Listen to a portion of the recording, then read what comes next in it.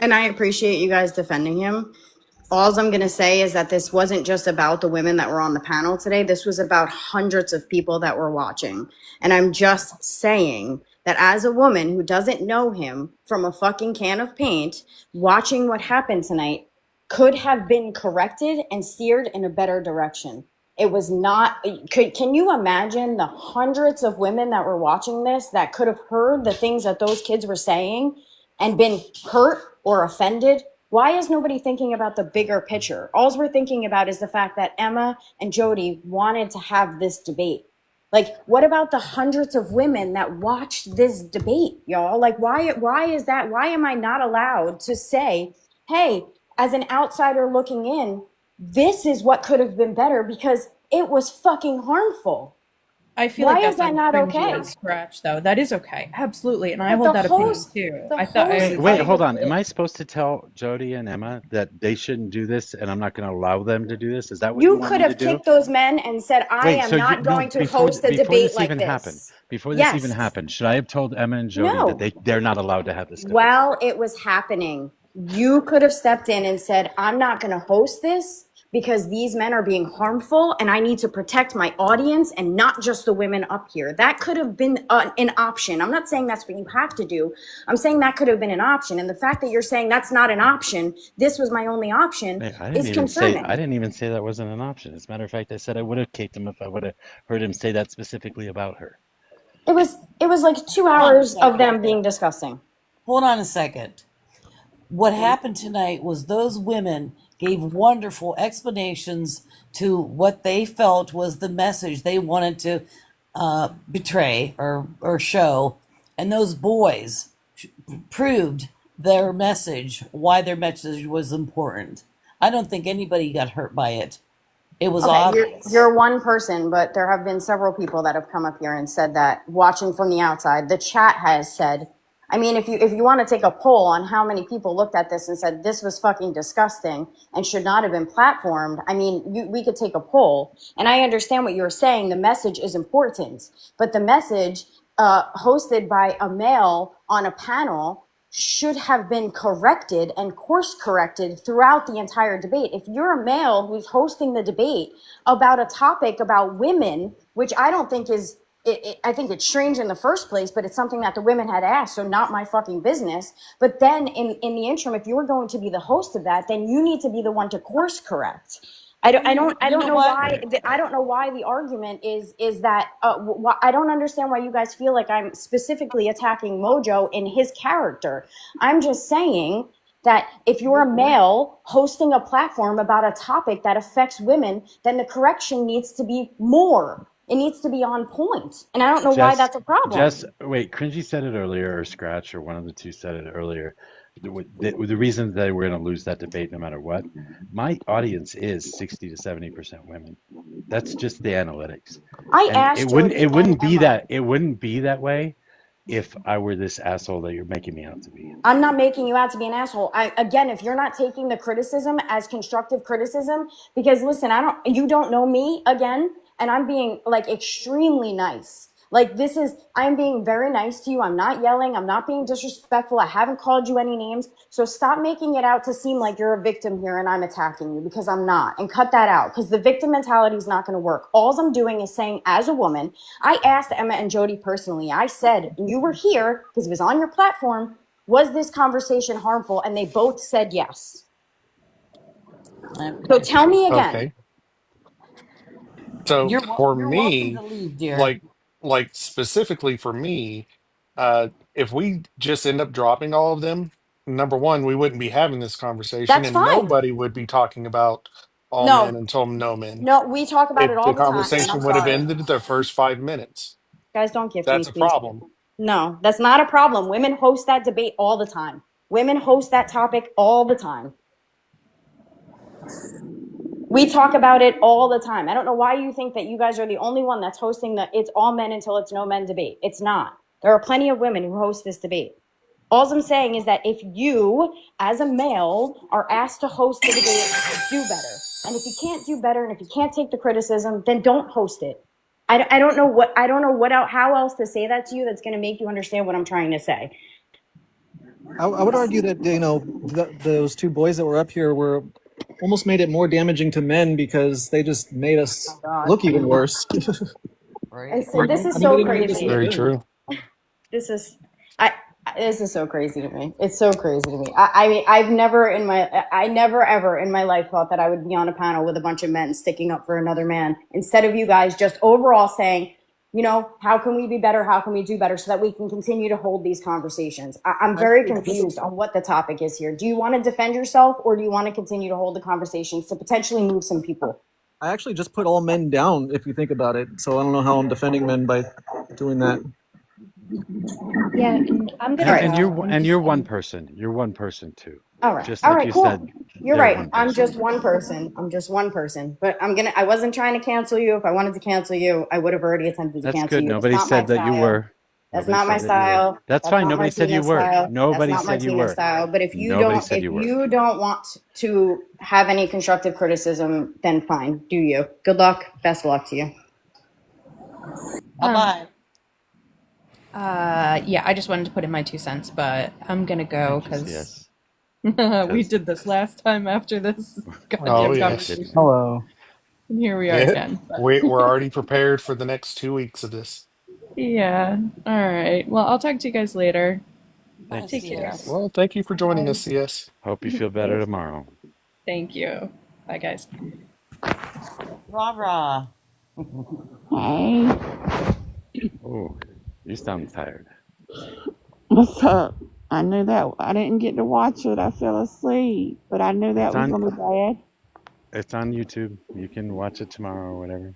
I will. I knew it was gonna be bad. Yeah. After.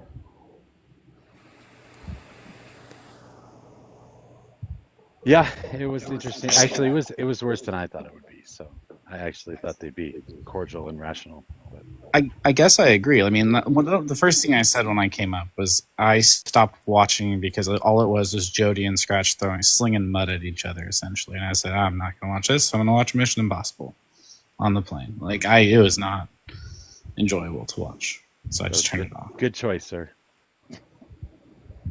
I mean, I guess if the criticism is the moderation could have been better at the start, for sure. It got out of hand at the start. We were thrown a curve. We were thrown a curveball though, so we did have time set up. Robot did set up an exact thing that he wanted to go through, exactly how he wanted to do it with the timings and everything. And then Jody said, "Oh no, this is not the way we want to do things." So it was like a last second thing that Robot was trying to adjust to. So I wasn't got a little about to rough. tell Jody no either. Yeah, yeah.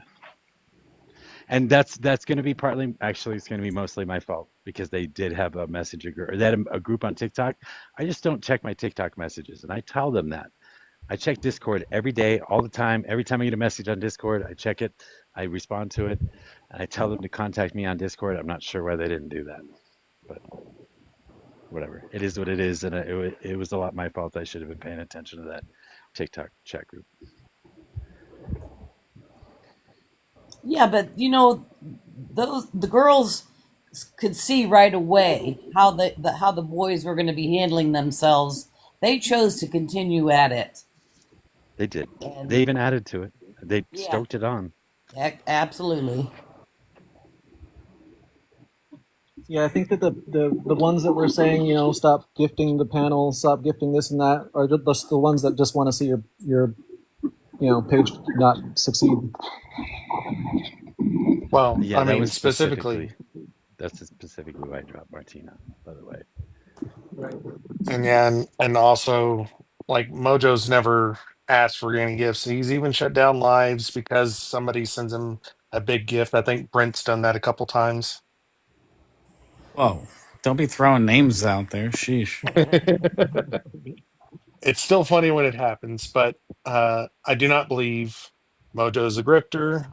Specifically, we were asked to hold this debate. I mean, obviously, Jody and Emma have their own lives. So does Cringy and Scratch. Like, out of the hundreds of people that could have hosted it, they chose us for a specific reason. And I believe Jody and Emma are friends to Mojo, at least to that extent that they felt safe enough to hold it here rather than anywhere else. So I want to still thank them for that. in terms of everybody's criticism on the style and whatnot, I'm still just not going to accept it. Like those four agreed on it. They came up with it on their own. That's the ground they wanted to cover. So, I mean, I wanted them to have a dialogue and an actual debate. I did not expect Cringy and Scratch to come off that way.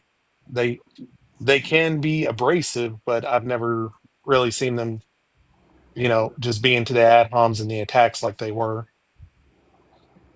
Yeah, I mean, That I was don't. definitely over the top for them, Hey, I think, for sure. have we heard from Anima yet? I think he's been up here for a while. Oh, no. I think he was sleeping, actually. Oh, okay. I thought I heard snoring, which is why I muted him. Anima, are you there? I forgot to go back.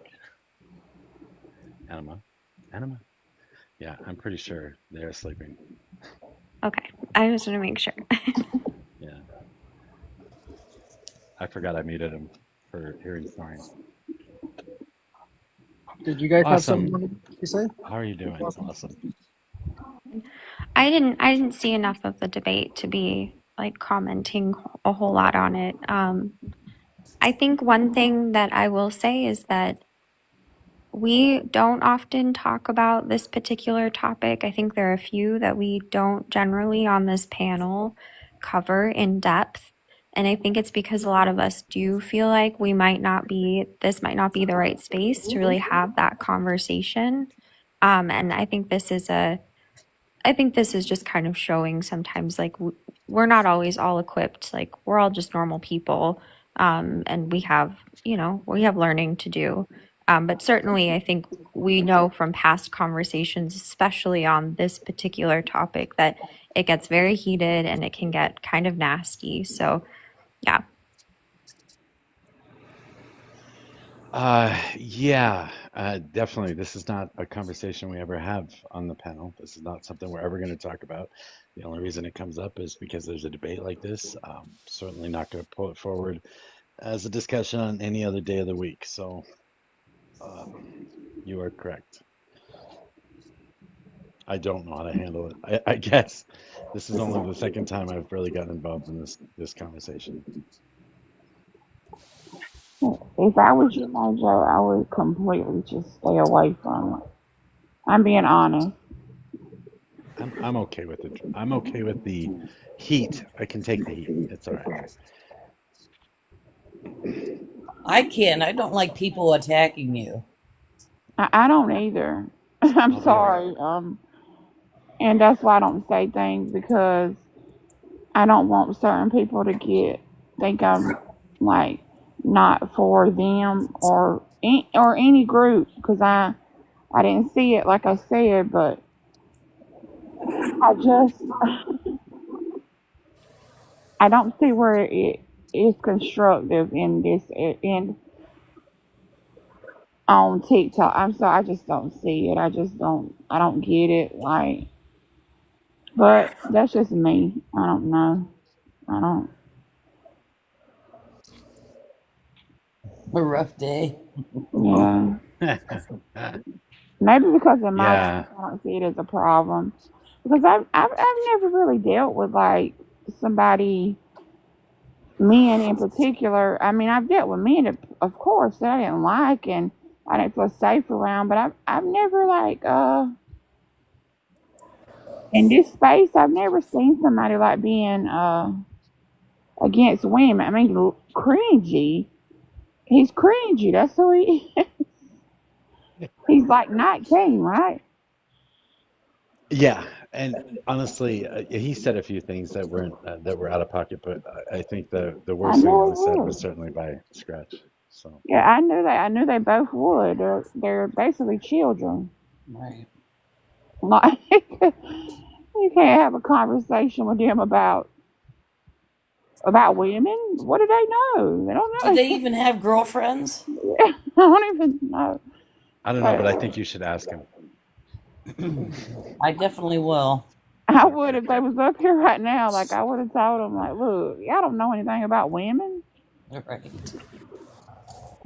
Probably the one critique I would give to you guys. I mean, I think that you handled it okay. You know, I mean, you don't want to tone police when it's like a scheduled thing, and it's like if you kick them, then what are you going to do? The talk's over. But I think that what could have been better was maybe just, you know, having some guests that were more that knew about what it was like to be a man more. I guess, you know, they were just young and immature. It seemed to me. Yeah, so Emma and Jody had put that debate up with CT over a month ago, month and a half ago, or something like that. And they've been waiting for people that were willing to debate it. Two other people on the other side, I assume men.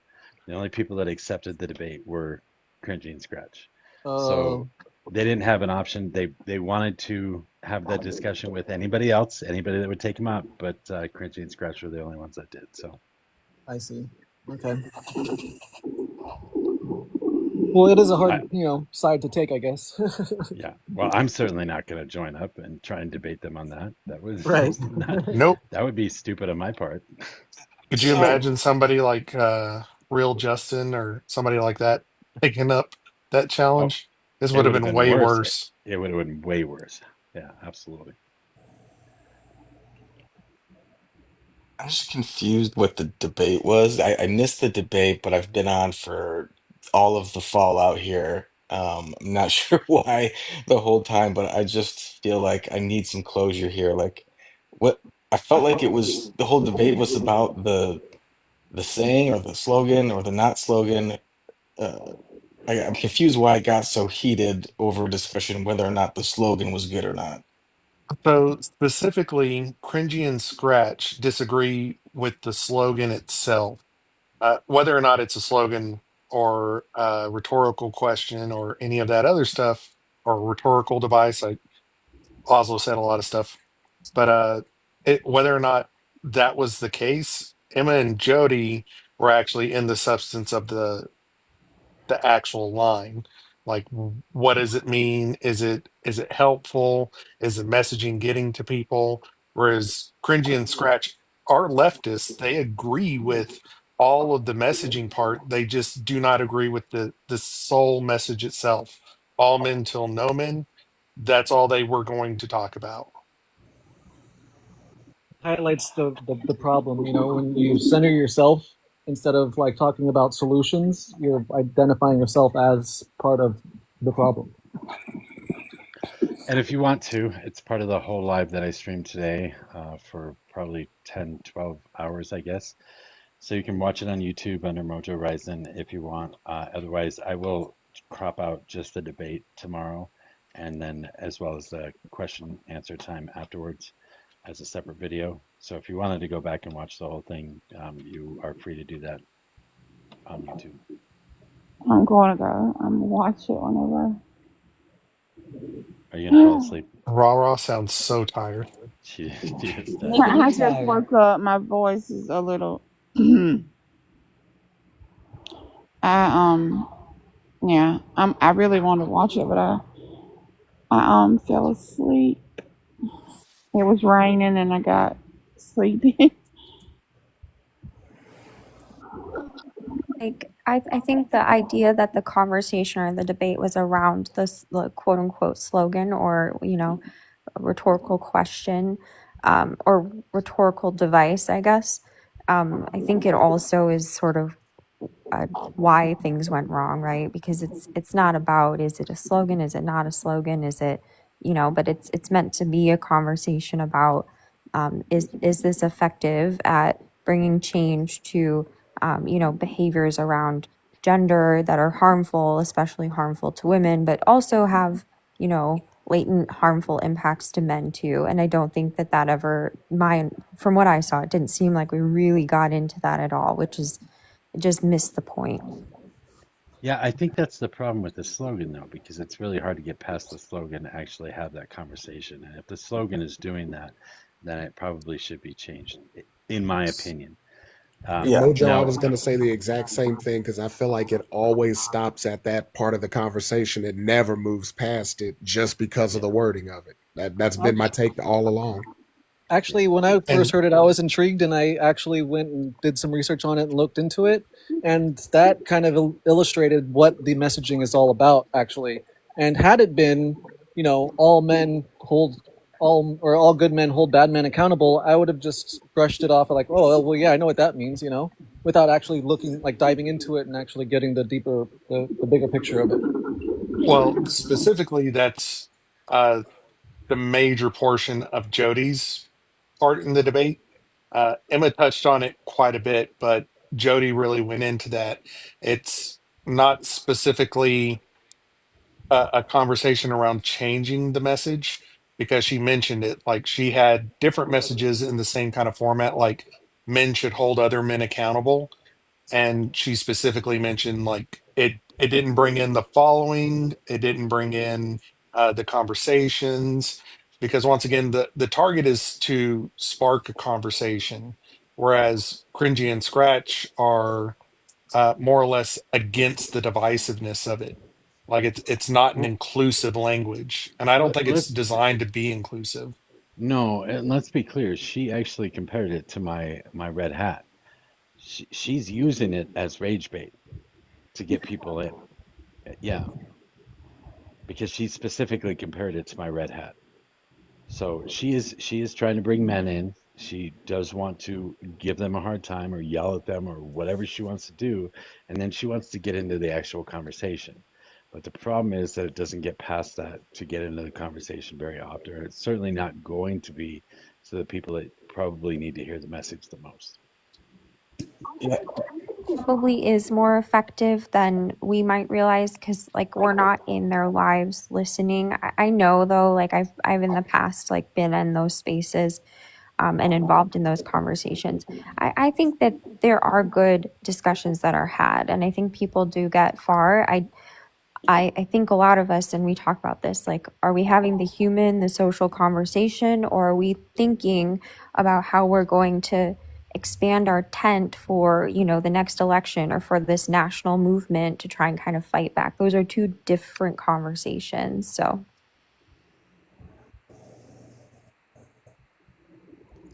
And that's, I believe DGF actually came up here and reiterated it to Scratch and Cringy, and then somewhat to Emma and Jody. Like they were talking past each other because they're on two different points. Once again, Scratch and Cringy believe that the actual message itself, all men till no men, is so divisive that it is not bringing in a large portion of the target audience, which is men, especially men that are center or right. And Emma and Jody are trying to explain, no, this is specifically to spark that conversation with the center and right. Like they're not going to discuss it if it's like all men should hold other men accountable, uh, because a lot of that is frankly just agreed to. Like you'll see a whole bunch of Patriot comes up to mind. We see Patriot come in and say, "Oh well, if I see something, I would address it immediately," and gives this whole bar speech. Like he's emphatically missing the point of all men till no men because he thinks he's already doing it, which he's not. He's not. I mean, he's the guys that I saw. Like, here's the problem. I think a slogan of intervention it would go further. That's my point. That's my whole point. Yeah. Well, this is definitely not as divisive now as the last live that came out after this, or before this, I, which I is fine. I still don't. I don't know what is wrong with my brain, but I still don't understand what the whole slogan means. Like It's all men, until no basically. man. Yeah, it's all men until no men. So basically, listen, this is my problem. I'm just gonna say it. I know people's gonna get mad at me, and I mean, it just is what it is. It's basically a slogan saying that it is all men, okay, until no men. I disagree with that wholeheartedly, and I have from the start. That's my opinion. That's why I don't tell people what they should think or feel. I think the slogan is It's bad. I just do. Is it And Yeah, all men? Is it I all have men are I bad have until they're melt all blossom. good? Wait, no, I'm going to so shamelessly plug it for Mojo. Go to YouTube and look up Mojo Horizon and watch the debate because Emma and Jody explain it beautifully. Help you, Nick. The idea behind it is that until we have all men engaging in supporting and protecting women and sort of rooting out the bad behaviors or the harmful behaviors that we see from kind of the patriarchal society we're in, but especially in the community of men, till that self-policing happens and we see this harm reduced, then all men are going to be viewed as being at least passively participating in the behavior. That's kind of the idea behind it.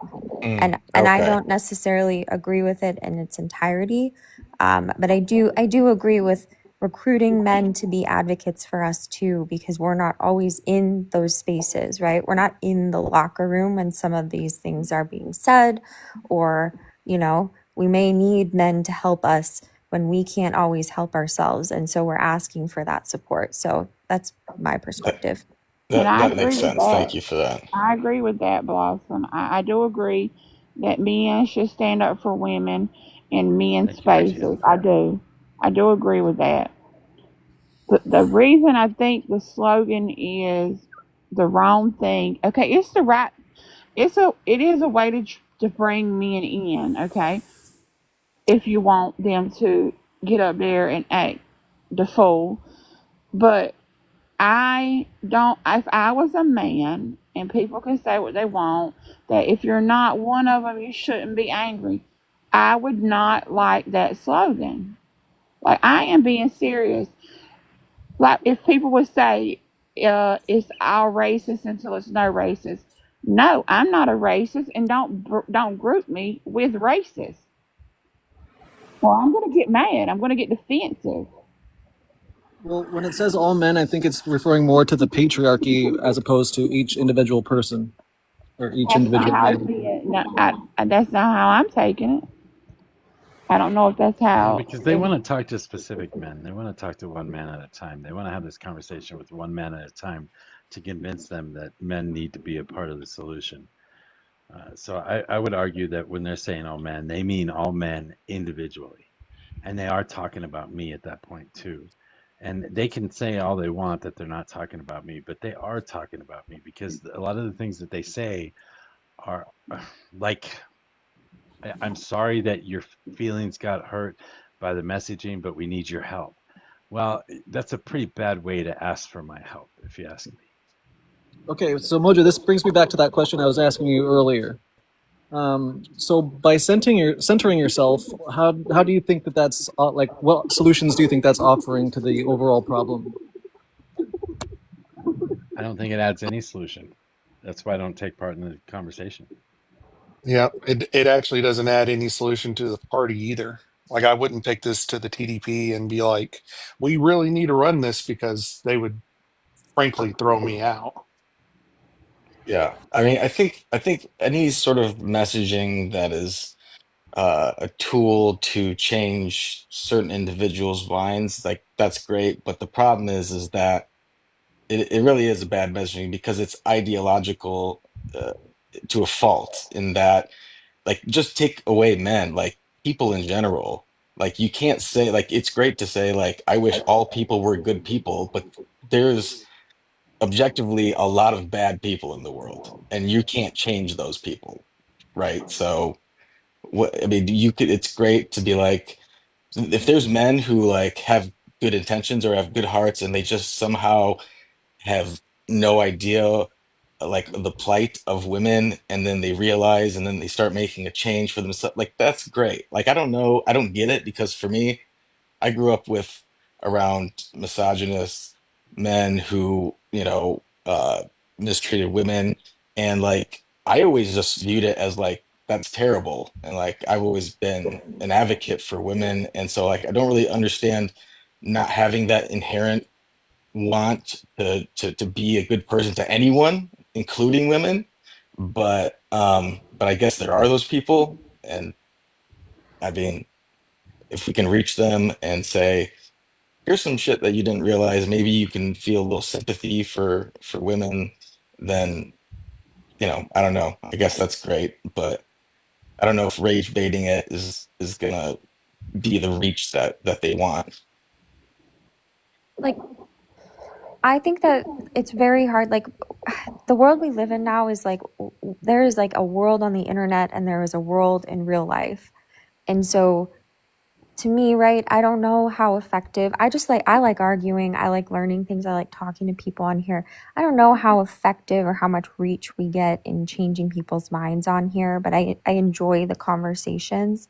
But I will say too that I absolutely have real world experiences where, I'm sitting in a conference room with my CFO and, our head of FP&A, and that guy is a MAGA, supporter, and he says some really awful shit and no one checks him on it. And there's power dynamics, both from a gender and from like a corporate hierarchy perspective, right?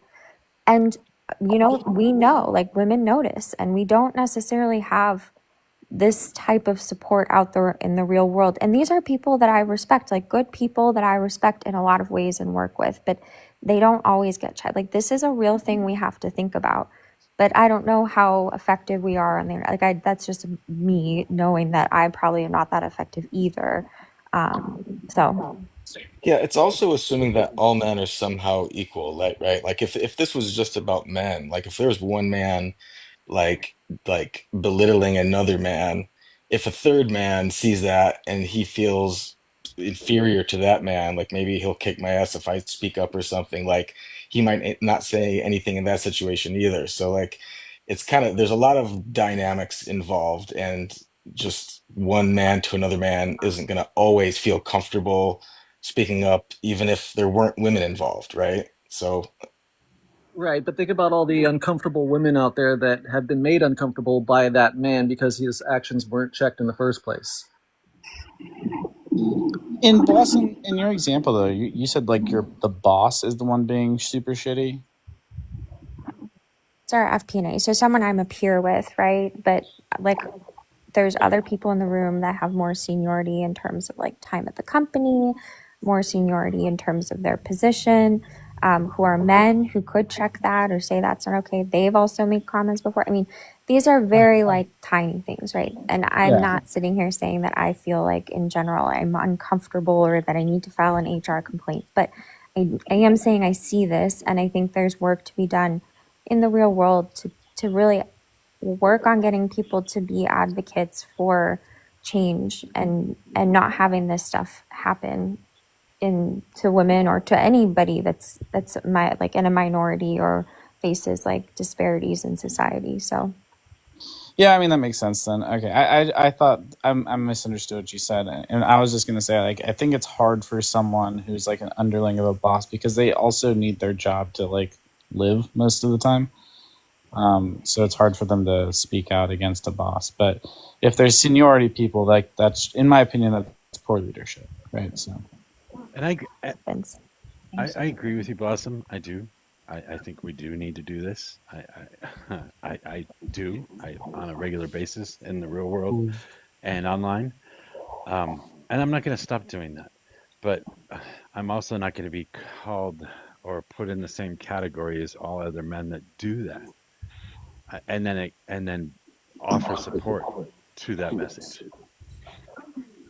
This conversation with my husband too, and I understand how you guys feel. I understand the other side. I don't really know the solution. I think probably part of it is using something like this as a hook. I think it does intentionally put people on the defensive coming in. And the goal is ultimately to get them involved and then engage in like the real discussion. So I don't know, maybe that isn't the right way, but I think the work makes sense. I don't know if I always agree with the methodology. yeah, I Raw think pants party, Brent. Can I drop one of you down? I've got somebody in the queue. The girls Oh, said multiple times this isn't a political issue. Stargazer? Like, yeah, this You can isn't. drop me if you want. This is just their conversation, their way of going about creating a conversation. How, like, I feel it's just kind of weird. Like, I know it's a debate, but then now it's going on where we're debating whether they should be like, whether their message is effective or whether they should change their message. Like, who are we to dictate? If we don't like Nobody's it, trying to we don't go dictate in those that. spaces, right? Like, we just don't go in those spaces. But I don't, telling somebody else what they should and shouldn't do, or having your opinion on things. I don't think I've been in her spaces. I've been in their spaces many a times, and I don't think that it was ever harmful. And I think that's where the conversation would have had to come. Like, hey, if it was harmful, then maybe we should be having a discussion about it. But your idea of harmful, because you feel offended being lumped into this kind of like all men category or situation, it's you're. Yeah, I don't really think that's harmful. Please let me say Uh, so something. specifically, sorry, go ahead, Rara. This is the thing, and I'm gonna say it. You just said opinions on it. We're giving constructive criticism. I am allowed to think what I want to think. I am allowed to feel what I want to feel. Okay, and this is the way I'm gonna put it to you. It's all moms until it's no moms. I Okay? don't know what that means. Oh well, bad moms. Okay, that's what that means. And if you group me in that category, I'm gonna come out swinging, regardless of what you got to talk about. Now you can feel how you want to feel about whatever. Emma and Jody are good people, but at the end of the day, I am not for grouping people with bad people. Don't group me with bad people because I'm not bad. Okay, it's that simple. And if you don't get it, then you don't get it. I'm gonna be angry about people making me into something that I'm not. Period. That's it. That's just society, though. Like, we have to deal with that on so many levels. And if Who has to deal with you, it? well, no, I mean that's like, that's society, right? Like, it happens in so many different levels. Like I said, like within Not the man racism, ain't gonna happen or because you ain't like, gonna group me with nobody that I'm like, not. I mean, you're not being grouped, I don't think, in No, their but all men conversation. You're are. definitely not, because you're a female. You're not a man. All men are. You can Well, Whatever. sympathize with other people. as a man, I will say, like, I can tell other people, like other men have been felt a little, hurt by the grouping. That doesn't bother me at all. I'm just trying to be objective about the slogan because I think that's what the debate was, and I understand what they were saying. The women were saying that their whole point, from what I could tell, was that it is a good hook to get more people in to start the conversation. And my point was just that it's just not good messaging, not because it's hurtful, but because I just find it confusing. It's Um, because it gets rid of allies. That's I think why. that it's just weird because it happens all the time within TikTok. You see rage baiting and everything else. Like, why are they being held to a higher standard where they're now having to change up their prompt or messaging to be less effective in pulling people in to be able to do constructive work, which they are doing? Well, I don't get it. Who That, said they that's had to change it? Well, yeah, I don't think anybody's ever told I them they have to mean, change their isn't that what this messaging. is about? Like, No, no, whether no, it's no. effective, whether, like, I'm just putting myself in their situation. Like, kind of majority of people are like coming at them, criticizing them, saying that it's not effective, like, and they're doing something, and it's popular. It's obviously working for them. Please So, stop saying that people are doing that. Ma'am, they are not the yeah, ones that's that what came I up with the got. slogan. They're not the ones that came up with the slogan. This has been discussed with anybody that says the slogan. Nobody is talking about Emma and Jody. As I just said, they are both good people, very good people. And they have a right to say whatever they want to say, but people also have a right to say and feel how they feel about it. Right, but I mean, I was here and I seen them getting attacked based on Oh, this exact prompt. They oh, were getting okay. called inhumane. They were being dehumanized for something that apparently now you're telling me I didn't know that was Okay, I something didn't that was hear their it. I'm original sorry. thought. I'm sorry. But I didn't. I was here when that happened. So Okay, well, I couldn't imagine feeling attacked on a prompt. Like, Well, I don't think that was based on the prompt, though. I think that was just an ad hominem that they didn't have anything else to say. You know, I don't think I it was like apologize. I related to the prompt understand at that. all. they Well, it were wasn't not the specifically an right ad type of people hominem. to be debating this Well, conversation. probably, but it wasn't an ad hominem specifically. Scratch had said it about a particular point after Jody and Emma had made a point that it was like a slimy uh, kind of talking point. It was very Okay, wait, gross to that's my them. under. Wait, hold on, That's bro. But exactly that's what an my ad hominem understand. Wait, is. that's my understanding too. So I did hear him say that about a point or part of a discussion that they were having. I didn't hear them say that to her or call her or Jody or Emma that at all. I heard them say this argument is a subhuman argument. I I might have. Yes. That's why I say if they said it to Jody or Emma specifically, I missed that. So I'm not sure if No, they did or they not. I'll have didn't to look. say it. They didn't say it to Jody or Emma specifically, but that's also why I chimed in after he said it, specifically because it's part of their statement. Like it wasn't the opening statement, but it was directly after that. Specifically, they're not attacking the argument. They're almost attacking the person with it through the argument. It's very weird. It wasn't specifically an ad hominem, but you could tell it was directed at Jody and Emma because they're the ones that made the point. That's how I felt. Right. That's Okay. how I felt, and Yeah, totally. I don't think that's They felt comfortable making these kind of gross statements, and that's kind of the I point, have right? I have always said that you can attack an argument, don't attack a person. That's what I tell people on my panel. Attack the argument, don't attack the person. If they're attacking the argument, I'm not going to stop that. Well, I'm pretty yeah, sure I heard him say it it was twice. by proxy ad hominem, I guess you could call it. Uh, it was a oh, here it was. Jody had specifically made an I feel statement, and because it came directly from Jody on the subject, he made the comment about the point, but it was an I feel statement. So it's not only an opinion he's attacking, he's attacking the person with the opinion. We don't even need to dive in. Like what I heard was that basically two young men that did not have respect for the people or the conversation or the topic.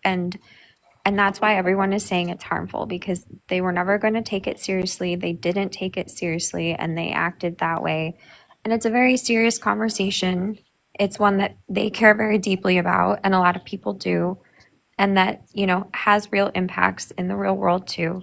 And so I don't think we have to like dissect down. And like I said, we don't have this conversation because we don't enjoy having to police at that level what people are talking about. Like we want to have open discussion. We don't want to be in here like kicking people and muting people, and so we tend to steer away from these things because we know we're just not the right space for it. And I think scratch and cringy just Cringy. just like I love I that. just It's on I the just think column. they behave poorly, and they deserve heat for that, and Jody and Emma did not deserve that. Mel Six, I think that's your name. I'm sorry. If I came off harsh, I'm sorry. I didn't hear Emma. I wasn't here, and I didn't hear, and I didn't watch it. I didn't hear them people coming at them in like a really bad way, because if I did, I would stand up for them because, like I said, I do believe they're good people. And they are allowed to have the message that they like, and then people are going to have the attitude towards the message that they have. Now, Cringy and Scratch probably still play with fucking Legos, okay? They are the complete wrong people to have up there. They don't know anything about women. I guarantee they know nothing. Okay? They know nothing about women. Yeah, Yeah, well, the 100%. issue with that is nobody else wanted to take up the challenge. And if we had posted it like literally to any right wingers, this would have been a lot worse. Yeah, but Could you that's could that. you imagine real Justin or hell even older millennial or Andrew Wilson coming up here to debate those two? Well, It would have been actually, bad. Justin, pew pews himself in the foot so many times. It might have been a pretty easy debate. So It would have definitely been a lot grosser. yeah, true. It definitely felt like Blue MAGA in that there was like no real research and people just talking out of their asses and hoping that shit lands. And when it doesn't, just start attacking or saying things that hopefully are going to deflect from them looking bad for not knowing what the hell they're talking about. Because, and this happens in lives all the time, like almost every single live that I've ever seen, two people who get in a heated debate end up talking about two completely different things. And half the time during the fallout that I was watching earlier was, I'm sorry, I can't remember the women's names. With a J, is it? Jody and Emma. Yeah, Jody was like most of the time was her trying to explain what it meant.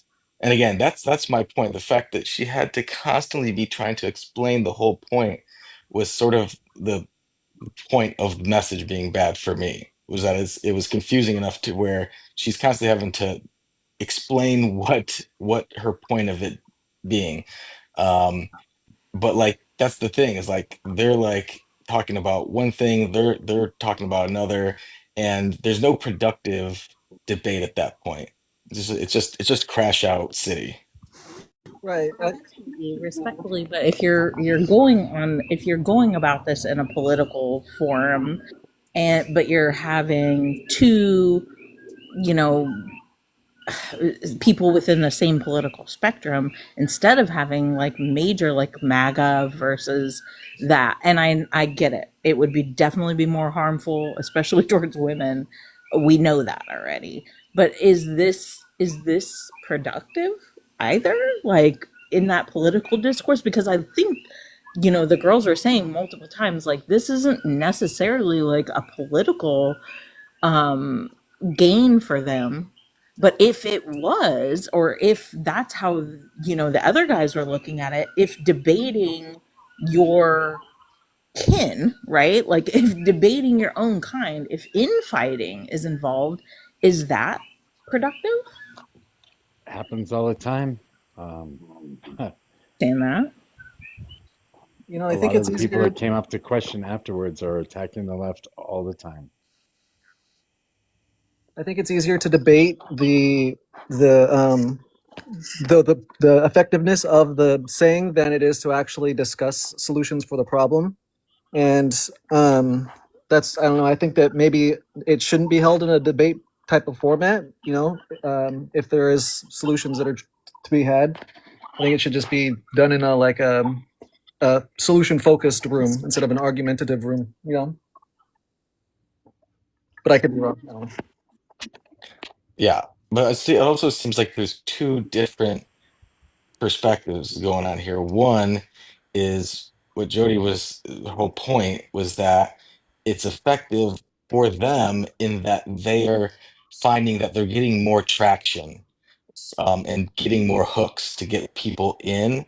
But I think they may not be as worthwhile of hooks because you're getting people in to rage bait you as opposed to actually having like conversations where you're opening it up, right? Because when you open up a conversation that feels inviting, then you're going to have someone who's a lot more receptive to what you're saying and that you can have an actual good conversation. But if you're just rage baiting people because they don't like your message, then like that's just a different thing altogether. Exactly.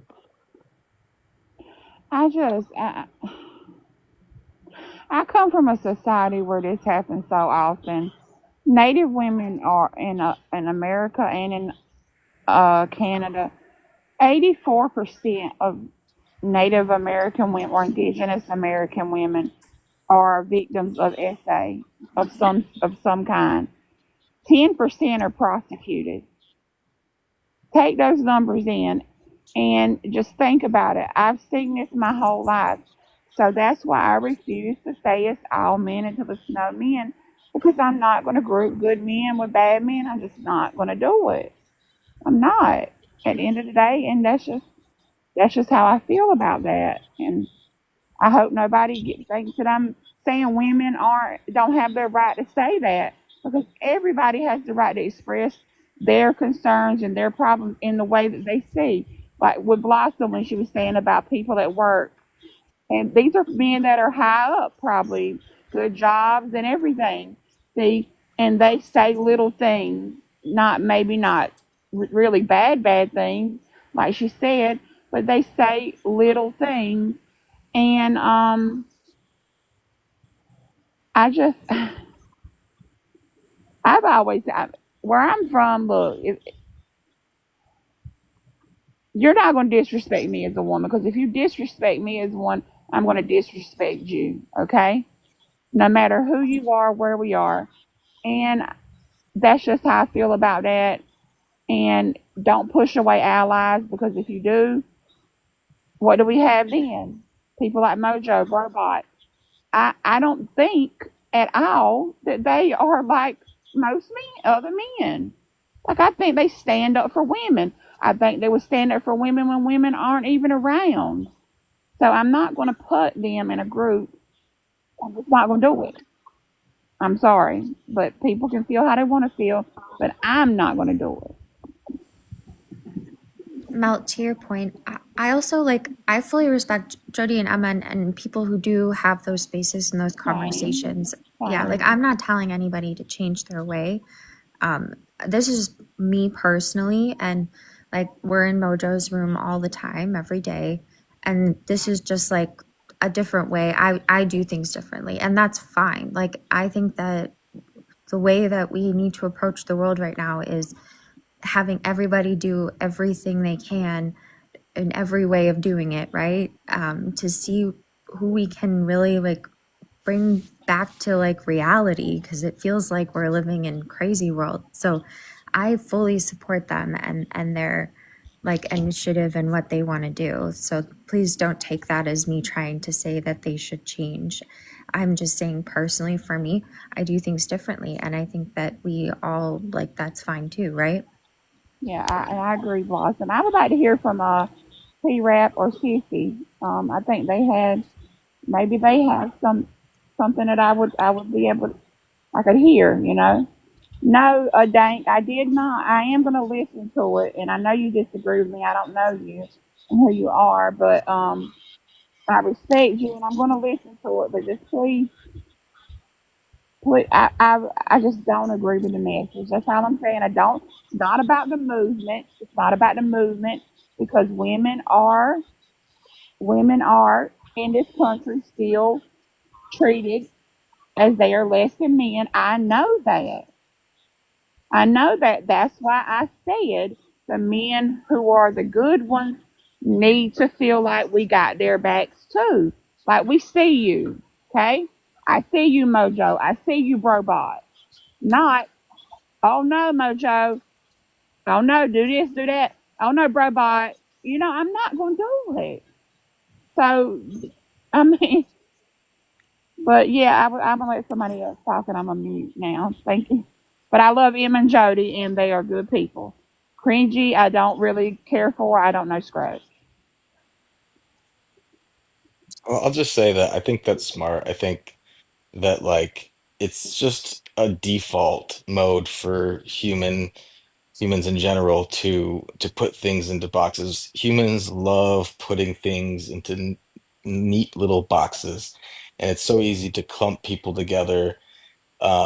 And so, making a statement like, you're judging people individually on their personal character, and you're not going to make assumptions on certain people just because of X, Y, and Z. Um, I think that's smart. That's what I try to do. But it's just really easy when emotions run high and you see statistical numbers, and not to undercut statistical numbers. Like, we know there are tons. I wouldn't know what the numbers are, but too many terrible men who treat women badly. But grouping them in with the good men also, like you said, can be have negative impact. Yeah, because my brother and dad are gone, of course. They're not here with me anymore. But they held themselves very accountable. I never heard my brother or my father come at women in a disrespectful way. Most women felt complete because, like I said, a lot of men, women don't feel safe around. But I know for a fact because I've seen things and women have told me like that they don't behave like that, like most men. Okay, so I'll hold anybody accountable. My daughter is fixing to go to college. I'm terrified. Why am I terrified? Because I'm afraid that some man is going to try to harm her or come at her in a way that I don't like. I bought her a fucking necklace with a tracker on it. Okay, that's how afraid I am. So when if I see some man that I know is going to protect her and have her back, as I said, like Mojo or Brobot or CT or countless people, I'm going to appreciate them and I'm not going to clump them in with a bunch of sickos. I'm not. So, and now I'm going to shut up for real. I'm sorry, Well, it's not literally referring to all men. but it is. It says all Well, it's men. reflecting the lived experience though of women, like how you just said that you're afraid of some man attacking your, I think you said your daughter, right? Yeah, because I'm Right. going to prison. Yeah, but go ahead. Right. And so if you were, let's say you were walking down the street, by yourself, Mhm. and you noticed that there was a man walking behind you, like at a quickened pace, Mhm. would that make you nervous or uncomfortable at all? Yeah. That's What if why I it, Would keep it something would it on me make though. would it make you nervous? Dance party? me? No, not necessarily. If a Really? man was walking up behind you in a weird way, you wouldn't feel nervous. Pants party. No, because I'd probably just start running. Running. Shit. I'm gonna No, get I'm that just thing in kidding. my But hand. the situation you just gave is the exact same situation for men or women. Right, but that's what I'm saying though, is that if you were walking and you saw somebody walking up behind you, you'd automatically be, nervous or scared of it, right? Yeah, and men would too. I don't think that I would necessarily. I would if a woman was walking up behind me. I'm gonna turn around and say, why the hell is she walking up behind me like that?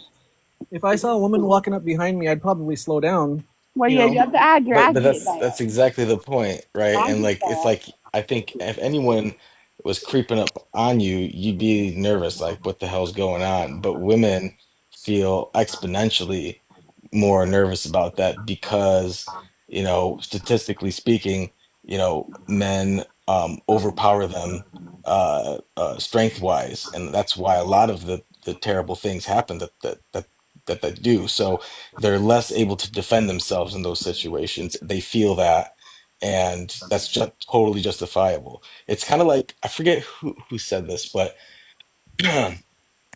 I'd heard someone make this analogy. Like if you were a straight man and you went into a gay bar where every man was like the size of like an NFL football player, like that's how women feel. Like that's so intimidating if they're all like eyeing you up.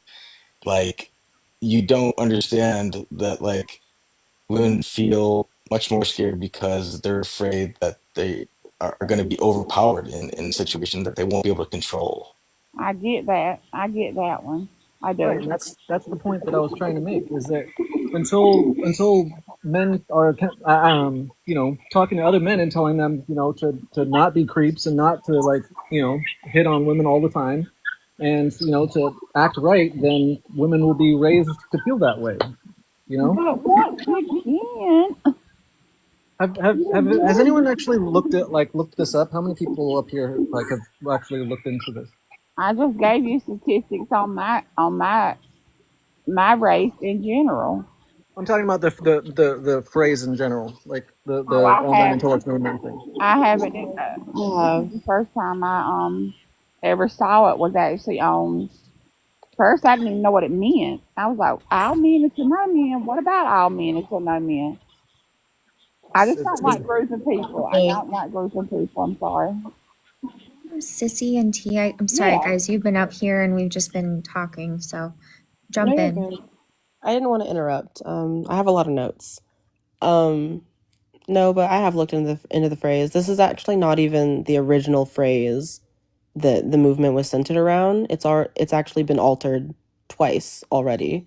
Um, and there will inevitably be someone who doesn't like it, but the phrase is not just speaking to like physical violence that women face when we're talking about gender violence. It's about like systemic gender-based violence, and this is things that men say, obviously things that men do, the way that they interact in their own spaces. And like, to Pants's point, like, yes, if I'm walking down the street and there are 30 men on the sidewalk with me, there's no way for me to like close my eyes and depict who is a predator and who is not. Like, that is the point of the statement. And the same is true, I heard you say, Rara, even for men that you trust. Like, I know that my dad would never hurt me. My dad has, done the things that he's done raising me. I think I turned out to be a pretty badass person. Cool. And I have heard my dad say like really off-putting things about random women on the street, whether it's like an eccentric comment about someone's physical appearance, or if my little brother calls someone a bitch. These are things that tie into systemic gender-based violence, and even good men do these things, and it continues when their so-called good counterparts refuse to call them out on it or coddle them, or it's just the B word, it's not that bad. And this is a gender-based slur that is based in years of gender-based violence. This is why it becomes all men. We are raised in a society that teaches us to behave this way, and when we're always focused on, well, how does it make men feel, then inevitably we're always going to get to that man who's like, well, this is not that big of a deal. And then we are left with the choice of, do we center men's feelings in this movement that is about safety for everyone of all genders, or do we push past like this boundary of this last person who just doesn't want to get on board? I haven't like I said, was if my father would have done that in front of me, I would have called it out. Like that's disrespectful. I would have never. It kind of would have made me sick to the stomach, to be honest with you. I don't want my brother or I didn't want my brother or my father talking about women, period, in front of me in any kind of way that was disrespectful. And they didn't. Now what they did when they weren't around me, I don't know. I don't have a problem with women holding men accountable. I have a problem with women holding good men accountable for the actions of bad men. Does that make So sense? it does make sense, but I think that for me, this is not an inflammatory statement. And I think that even when we say like, oh, this is just inflammatory, we're really like obfuscating around what it really is. And I think that a lot of women continue to call it inflammatory because the reality of it is a little sicker. This is just a statement of fact. Like, when I say all men, this is all men benefit from and perpetuate the patriarchy in their everyday lives, willingly or unwillingly, knowingly or unknowingly. This is just true. And when you are getting past the hurdle of that, there are hurt feelings in the room. There are, oh no, it's not me is in the room. It is all men that operate under this system, just like it's all women who have to exist under this system. And so when you are a part of something so violent, it is really not possible for you to be a 100% good man when you're talking about the system of patriarchy, because inevitably it'll be Blossom, and there'll be a man who is perfect in his everyday life, but he gets away with saying slick shit in the boardroom. Or it's a man who's on the sidewalk and he is drunk with his friends, and because he can get away with it, he's peering down people's shirts. He's not going to touch anyone, but you have the ability to go through life oppressing other people, and you are not aware of your privileges all the time, and inevitably you will use them. Or if it's us on a panel talking about these very real and harmful systems, And instead of just saying, yeah, that was super bad, we say this is a debate space. Like there's always a way for you to obfuscate around the very real harm and the very real like violent oppression of a class of people, and that is because of your proximity to privilege as a man, and that is every man who exists on this planet. Okay. I can agree with you as far as like men benefit because they're men, okay, in everyday life. I can agree with you on that, even if they don't, if they are, they may be aware of it or they may not be aware of it. I think that's okay calling that out, okay, and asking men to be better.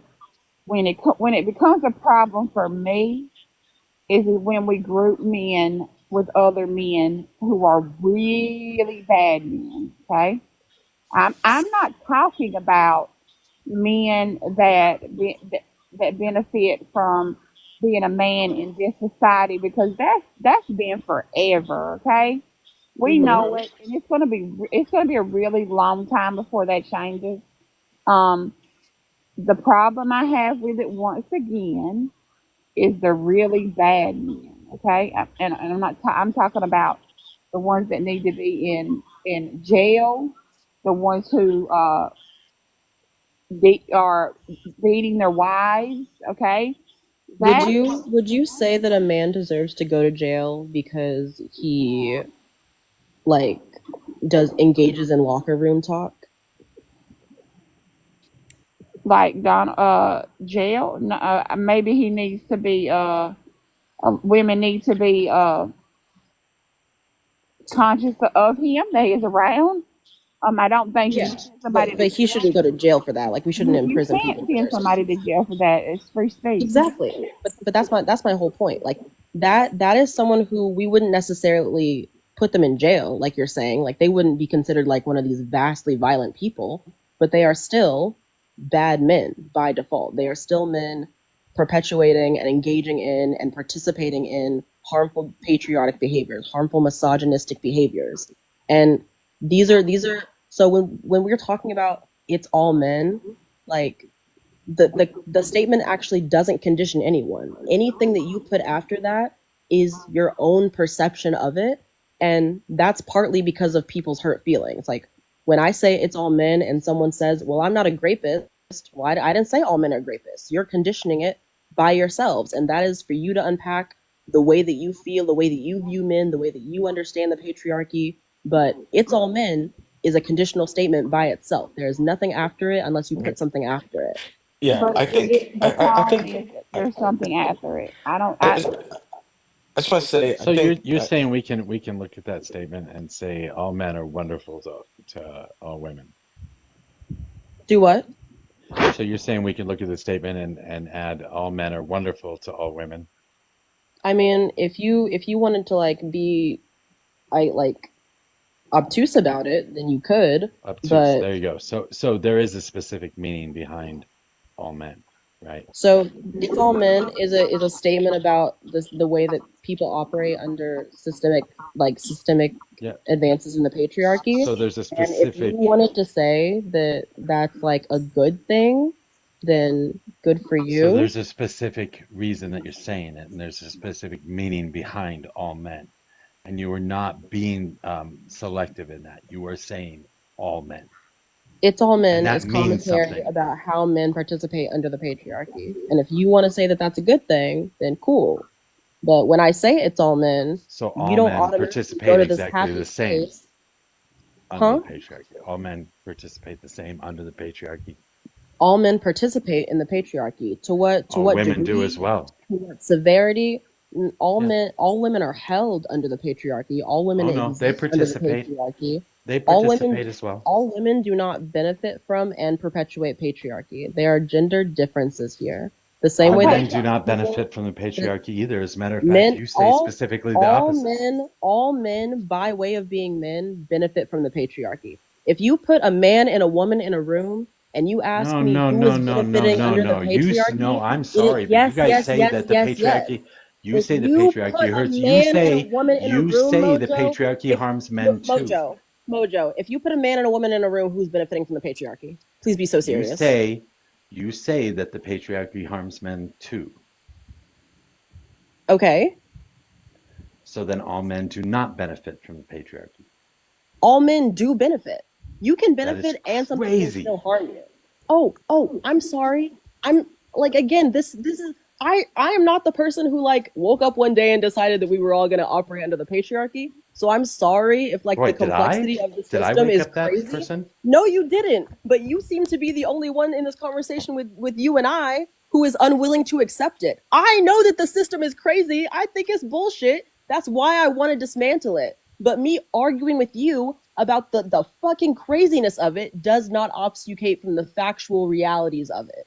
Yes, it is crazy. Yes, at the same time that you as a man would probably be denied parental visits to your child in divorce court, you are also benefiting in some very specific ways because of your gender. And you get more out of the patriarchy than I do on any Do given you day. I'm think, so sorry. Sissy, do you think that attract more women that are more attractive benefit from things versus women who are people find less attractive? Yeah. Okay, so then is it all women until it's no women? There's not a systemic violence that's based off of people being pretty. Are you saying There's no violence in You're that saying statement. violence now. You just said patriarchy early. I need to know what we're talking about here when we say all men until no men. Are we talking broad, or are we just talking about the patriarchy or of society? What are we? It's all men, and I'm actually really glad that Pants asked if anybody had looked this statement up, because I have. So like there is, it's very clear. Like people have already been having commentary on this statement for years. It's all men is a commentative statement on the fact that men perpetuate and benefit from systems of patriarchy. That is all men. Not all men, not gay men. Gay men do benefit from patriarchy. How? Explain how. If you put a man and a woman in a room, who benefits? You're talking to a gay man. I know who I'm talking to. I know who I'm talking to. If you put a man and a woman in a room, who benefits? You may not exist under homophobia, but you exist under patriarchy. What are they benefiting from if you put a man and a woman in a room? Can you explain what you mean? If you put a man and a woman in a room, who is benefiting In the more context of a gay man, how does a gay man? So if I put you in a room with me and neither of us speak, both of us just stand there like fucking mannequins, does anyone know you're gay just from looking at you, or do they just know that you're a man? People can tell. No, people cannot always tell. Yeah, we're getting into intersectionality here too, which is like Exactly. we are. Which is why I said. But this is my problem Don't with benefit the from messaging. homophobia. Yes, don't but this benefit is from also my homophobia. problem. Donnie, can you let her finish her sentence? You don't benefit from homophobia, but yes, you benefit from the patriarchy. Just like I benefit from being pretty, I benefit from being able-bodied, but I don't benefit from like white supremacy and patriarchy. No, Yeah, you're I was gonna and say, I as am I was white. listening, Everybody That's why benefits from something, and I guess. I mean, I just don't know what we're left to do. I think I okay, so refuse. I'm not going to do it. Cece, I respect you. I think you're so intelligent, and I think you just made wonderful points. But I can't. I find it offensive to group people in with bad people. well, I I just want to say, I just want to say this. I think what Sissy is touching on, as I'm listening, there's all these very clear parallels to like racism, right? And like the same way that you're talking about it is the same way there's these systemic, generational upbringings that perpetuate these things. And like in the same way that BLM, the whole point of it was to call out, that's what started the whole woke uh whatever you want to call it, where the whole point was to realize that as a white person, you have privileges that African American people do not have. And so what Sissy's saying is similar in that by nature, a man has certain privileges that women do not. Um, and I think that's a fair point, and there is work that needs to be done there, but also everything is a spectrum. And so, certain men benefit much more than other men. And obviously there's a whole new world of, gay men, trans men, like, it's a spectrum and it's hard to say, but I think there is a point to be made there with systemic issues that need to be rooted out. And to Rara's point, that's a long time coming, but we do need to do the work to continue fighting for that. Racism has harmed me way more than being a female ever has. But I think that what Sissy was trying to say is if you put a man and a woman in a room together, I mean, which one's more likely to be afraid of the other person? It's not even just about fear. Like I think everyone always focuses on like the obvious harm that people experience under patriarchy, because that's the more like gut-wrenching harm. But if you put me in a room with a man, then who is going to be thought of as more capable? Who is going to be thought of as, if you put me and a man in a room, both of us with crop tops on, or both of us with like the same outfit on, who's thought of as being promiscuous and who's thought of as being like funny? Like there are all sorts of ways that we think about women and all sorts of passes that we give to men.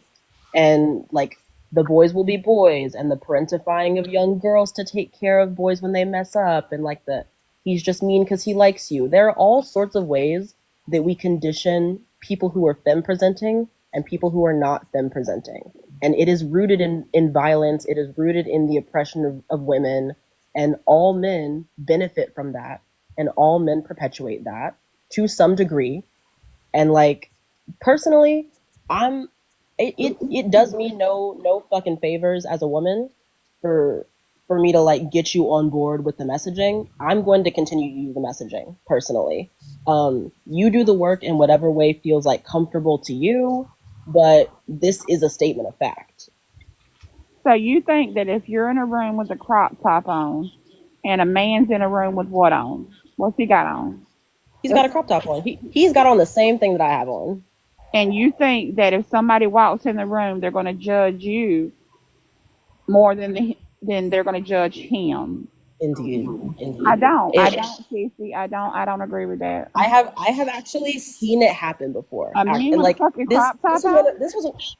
Yes, this was my first social experiment when I was in sociology in high school. I had a line of girls, because we have dress codes in high school. I had a line of girls. They wore crop tops to school. They were all sent to the principal's office by second period. Mm-hmm. I had a lineup of boys. They all wore crop tops to school. All of them made it to 8th period with those crop tops. Okay. And people just thought that they were being funny. Male teachers high-fived them. They got a picture. It's in our yearbook. They all thought the boys were just being hee ha ha funny. And I have a different thing. Let me tell you about this one, okay? It was picture day. I worked at a school. It was picture day. The girls had on really short dresses. They had on some outfits I wouldn't let my daughter wear, okay? There was a trans male who had on tights, okay? They sent him home. That's rooted in homophobia. They did not send her home. Them girls home. What? That's what? That's rooted in queerphobia and homophobia. Okay, but that's not. Which is still part of the patriarchy, which is my point. Yeah, so those things are intersectional. So people obviously treat queer men differently. They treat trans men differently. They treat feminine cis men differently. I'm not discounting that. And all of those things are rooted in homophobia, are rooted in like the desire for cisness and the desire for a binary. They are not rooted in gendered violence. They are not rooted in the same things. They are still disgusting nonetheless. Do a lot of men wear crop tops where you're from or something? Because I don't see. I hang out in a lot of queer spaces, so. Oh, okay. Yeah.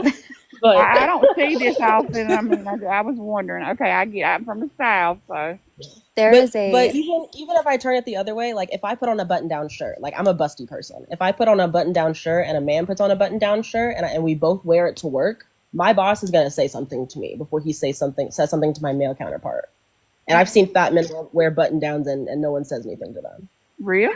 I'll counter your story, Rara, because when I was in high school, my speech teacher, her son, who was in college, he was doing an internship. He would eat lunch in our classroom while we were like during our fourth hour or something. And one day I wore a denim jean skirt for something for softball, and it was too short. And she sent me to the principal's office. And as I was leaving, he goes, in front of the whole class, he says, "Yeah, what are you trying to get a prom date?"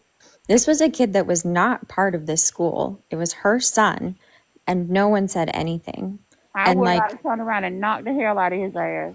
well, and I don't have that type of gumption, but like still, I mean, I was probably 15, so this is 20 years later, and I still have like residual like, oh my God, that was a horrible moment for me, like so embarrassing and like awful. But I mean, that's the type of stuff where like anyone could have. I mean, she also should have done something as the teacher, but like it's just like these things really they hurt. I can. I've seen you have that kind of gumption, by the way. Don't. Now I do. I've learned since then. I got in trouble in fifth grade because a boy took my candy and he wouldn't give it back, so I knocked his glasses off, and I got in trouble even though he was the one that started with me by taking my shit. So at the end of the day, I mean, I don't. Okay, if okay, women, I want to ask you a question. If we're walking down the road, okay, and a man is across the street and he hollers something like "Damn, you got a fat ass." Is that, are we considering that bad? Like, I'll mean it to know me. I want to know where the women are at on this, because certain things make me feel a certain way, but other things I'm just like, I don't give I don't really give a fuck about that. Like, what are we talking about here?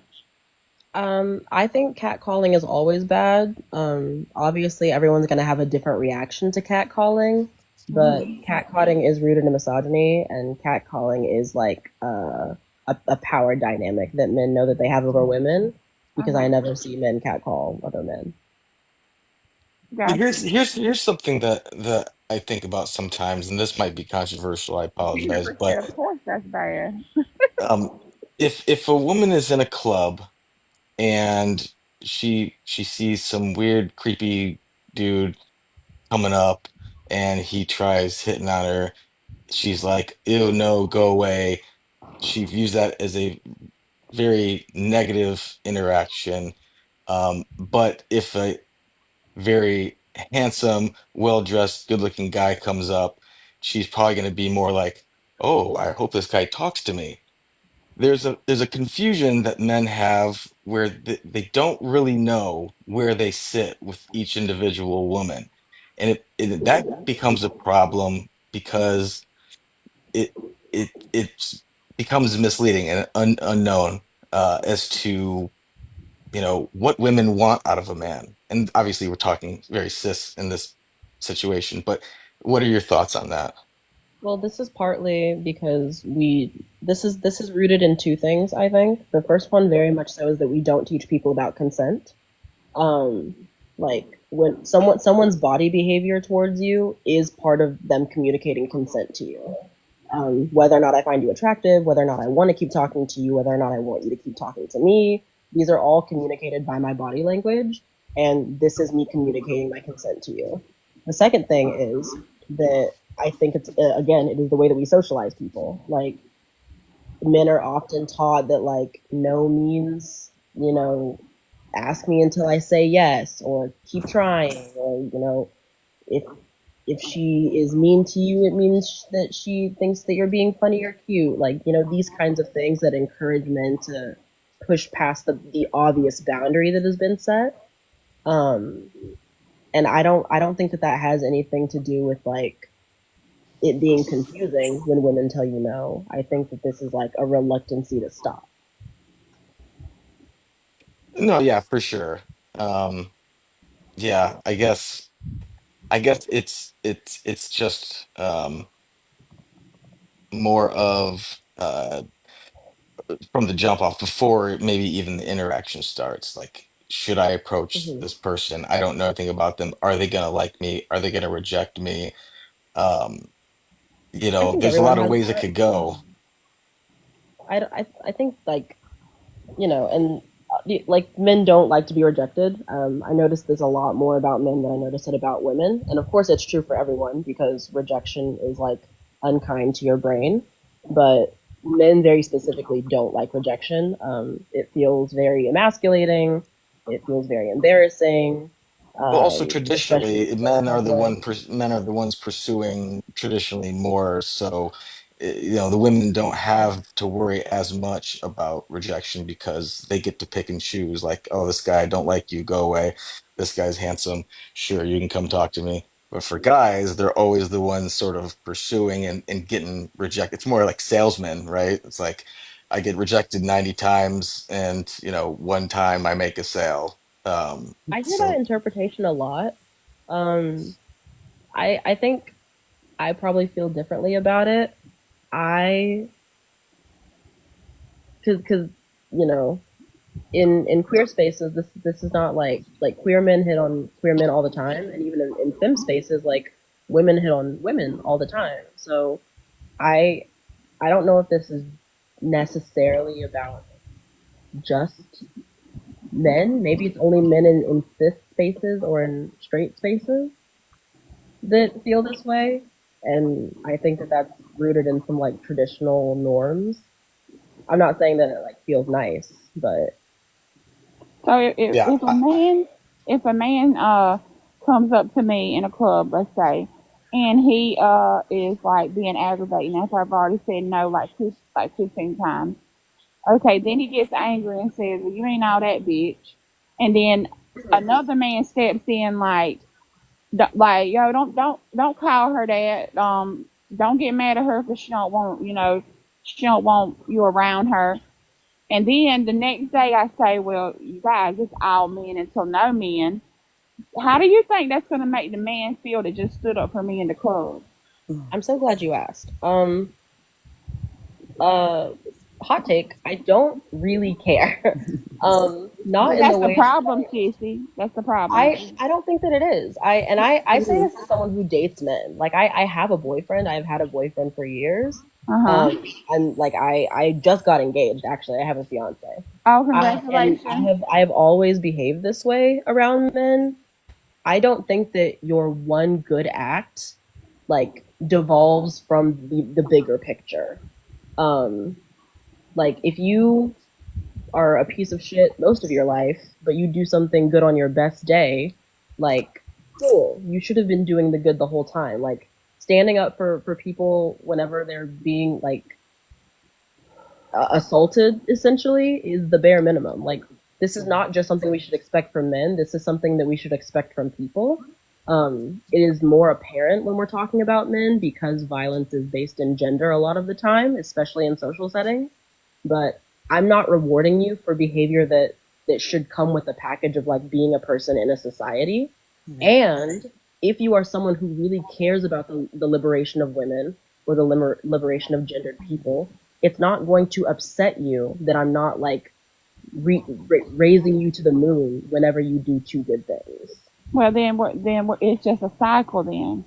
It's just a cycle. There's nothing that they can do that is going to change the idea that it's all men until there's no men. So eventually they're going to say, you know what? I'll take up for mine. The rest of them can do their own thing. I'm I telling think that you, men that's already what's do going to that. happen. Well, that already happens. Like this, whenever Yeah, all of especially the when you like don't give people pushback. credit for what they do, though. I didn't say don't give people credit. You You just can definitely said, say no, you just thank said his you. one act does not make him not all men. You just said that. But to Yeah, me, his that one act, it does not absolve you from the fact that you participate in and like benefit from patriarchy. That will be true regardless. But it doesn't mean okay. that I'm gonna treat you shitty. Sissy, you keep saying that they benefit from patriarchy, But what about the men who don't benefit from patriarchy? Because they are out there, whether you want them to be or not. They are. Every man benefits from patriarchy when we're talking about a binary. We just grew up in different spaces, so I'll have to say okay, and that's all I can do. I really don't know. I think we just grew up in different spaces, Cece. I think we're different types of women, and that's okay. But I'm going to give credit where credit is due, and I'm not lumping anybody in to a system that they don't agree with. Okay, I'm not going to, and that's just me. I'm not going to do it. Even if they benefit from patriarchy, if they don't agree with that, if they don't think that it's right that they benefit from patriarchy, then I'm gonna say you're not all men. That's what I'm gonna say.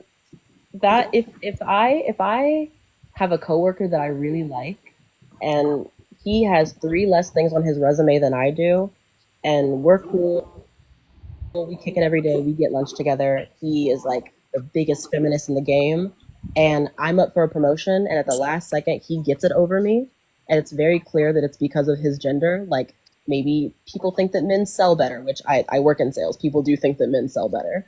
Or people think that he's going to be more tolerable in meetings or whatever, or I'm pregnant. Whatever the case may be, whatever reason he gets that job promotion over me, and he doesn't turn it down, but he disagrees with it, he has still benefited from and participated in a system that favors him over me because of his gender. What if he does This turn it makes down? him all men. What if he does turn it down? Do what? What if he does turn it down?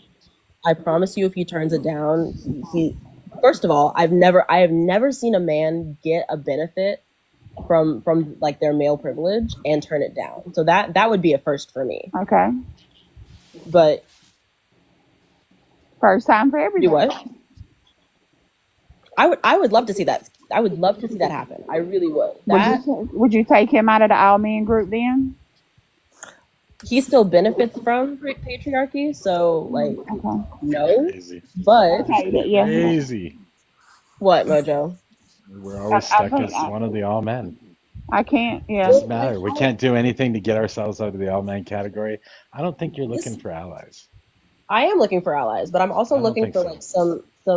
Well, I mean, Mojo, that's fine if you don't want to be my ally. Like I said, everyone can do the work that they want to do, and that's fine.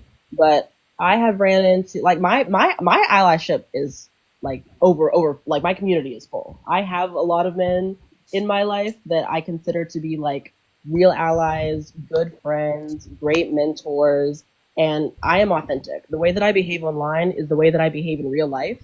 So maybe But just to be clear, I'm the just not men that someone you're that you talking can be an about, ally to, and but that's fine. the men who you're talking about who are your allies and mentors, are they also in the all men group? Yeah. They are, and they understand that about themselves. Like like I said, I've had my same partner for most of like my time being politically aware, like politically conscious, and I've had this philosophy for most of that time. He has been around for all of that time, and I've had the same I've partner. never seen him take offense to it. I've never seen him. So it's amazing. It's amazing that you started this conversation by saying that if you feel offended by me saying all men, then it's something on you, because you don't truly understand what all men means. And then you have proceeded to tell us that all men means all men, no matter what men do, it's going to be all men forever. So you have created a statement that is unwinnable for men, and you have put all men in that category and made it unwinnable for them. That's What are you trying incredible. to win? What are you trying to win, Mojo? I'm trying to be not one of the all men. You're trying to not be a man that benefits Yeah, from and you perpetuates added that on patriarchy? the end. You add that on the end by saying That's all actually men not and something tell I added. and This is tell. actually But this this is a comes with the conversation I'm statement. having with you. This is a conversation I'm having with you. All men until it's no men. You have created a second portion of that argument that is impossible to reach. So you might as well I just didn't go ahead and create wipe that. that out. You might as well I just did go not ahead and create. wipe. You I'm might not. as well just go What? ahead. You might as well just go ahead and wipe that out and just say it's all men. That's the only statement you need to make now. So that's actually the entirety of what the statement means, Mojo. I actually didn't condition it at all. this is like the rooting of the statement. This is where it comes from. This is how it was created. So just because I further explain it, the meaning was the same before I explained it. All men benefit from and perpetuate the You all patriarchy. define it Was the differently. I'm just original going to tell point you of that the you all define it conversation differently. years ago. You all define it differently. I don't know who you all is, and like again, Every woman I even talk if to you about wanted it. to take it from the perspective of all men is like from the perspective of a woman sitting in a room with 20 other men. I've heard that perspective. If you wanted to say all men is a commentary on like systemic misogynistic violence, I've heard that perspective.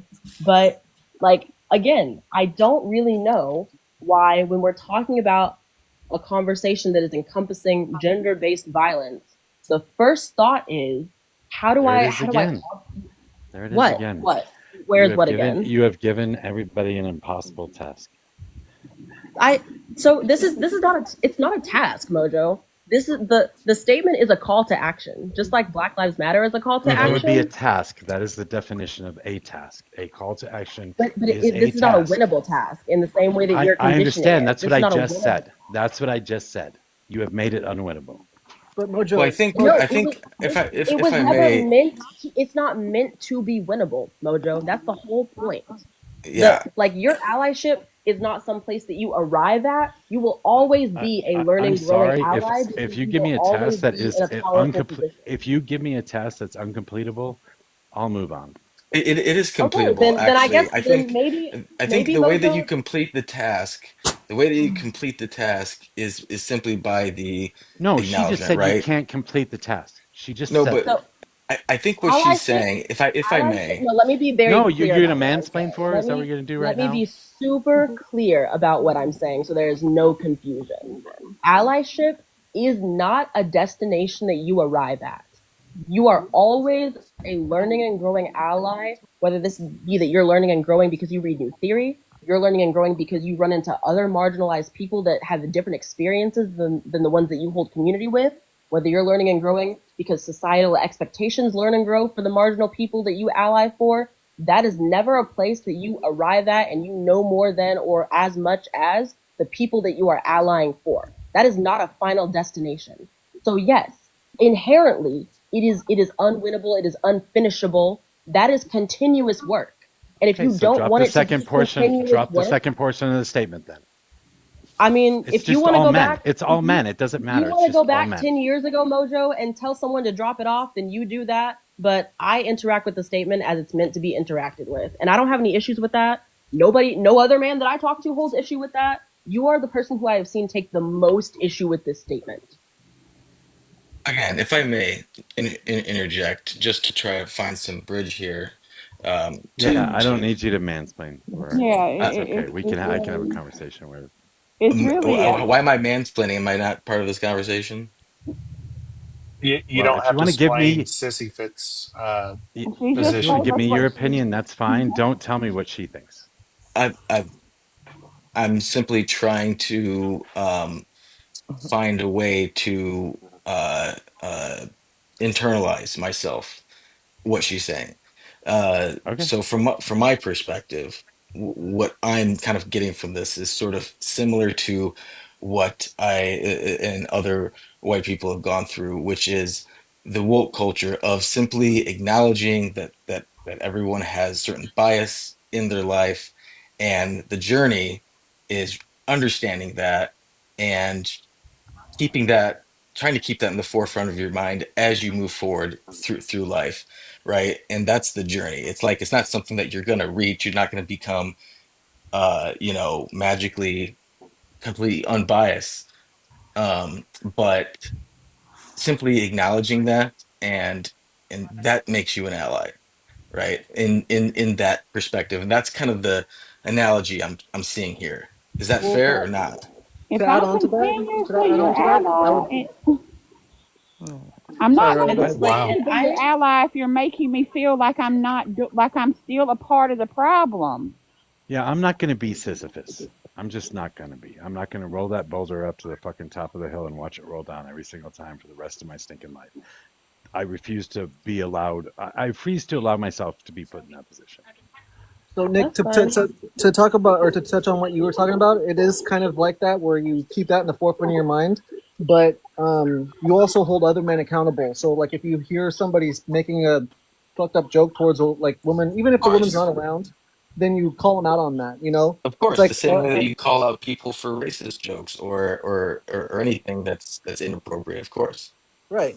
And so like an extreme example that I can think of is like imagine if somebody had the opportunity to like like check Schmittler, in his early on in his life where they said, "Hey man, you shouldn't, make jokes about those people or you shouldn't, do this or do that." That's kind of fucked up because those little seeds will grow into bigger thoughts. And so I know that's an extreme example, but if you can just stop one person from getting the idea in their head that it's okay to treat women like shit, and that prevents him from assaulting a woman, then it's worth it, right? I So actually there's a think lot of that's a really bad analogy. yeah, there's a lot of statements that could be it's all blank until it's a no blank. And if you put me in a category that I feel like I don't belong in, I'm gonna be angry and I'm not gonna be your ally anymore. It's not mean I'm gonna do anything bad. It just means I'm not gonna be your ally anymore. If you want to group me with bad people, then I don't want to be around you. Okay? That's my thing. I'm I all wasn't for talking holding about the everybody message. accountable, but don't group me with bad people. And if you do, then me and you don't need to be around each other, period.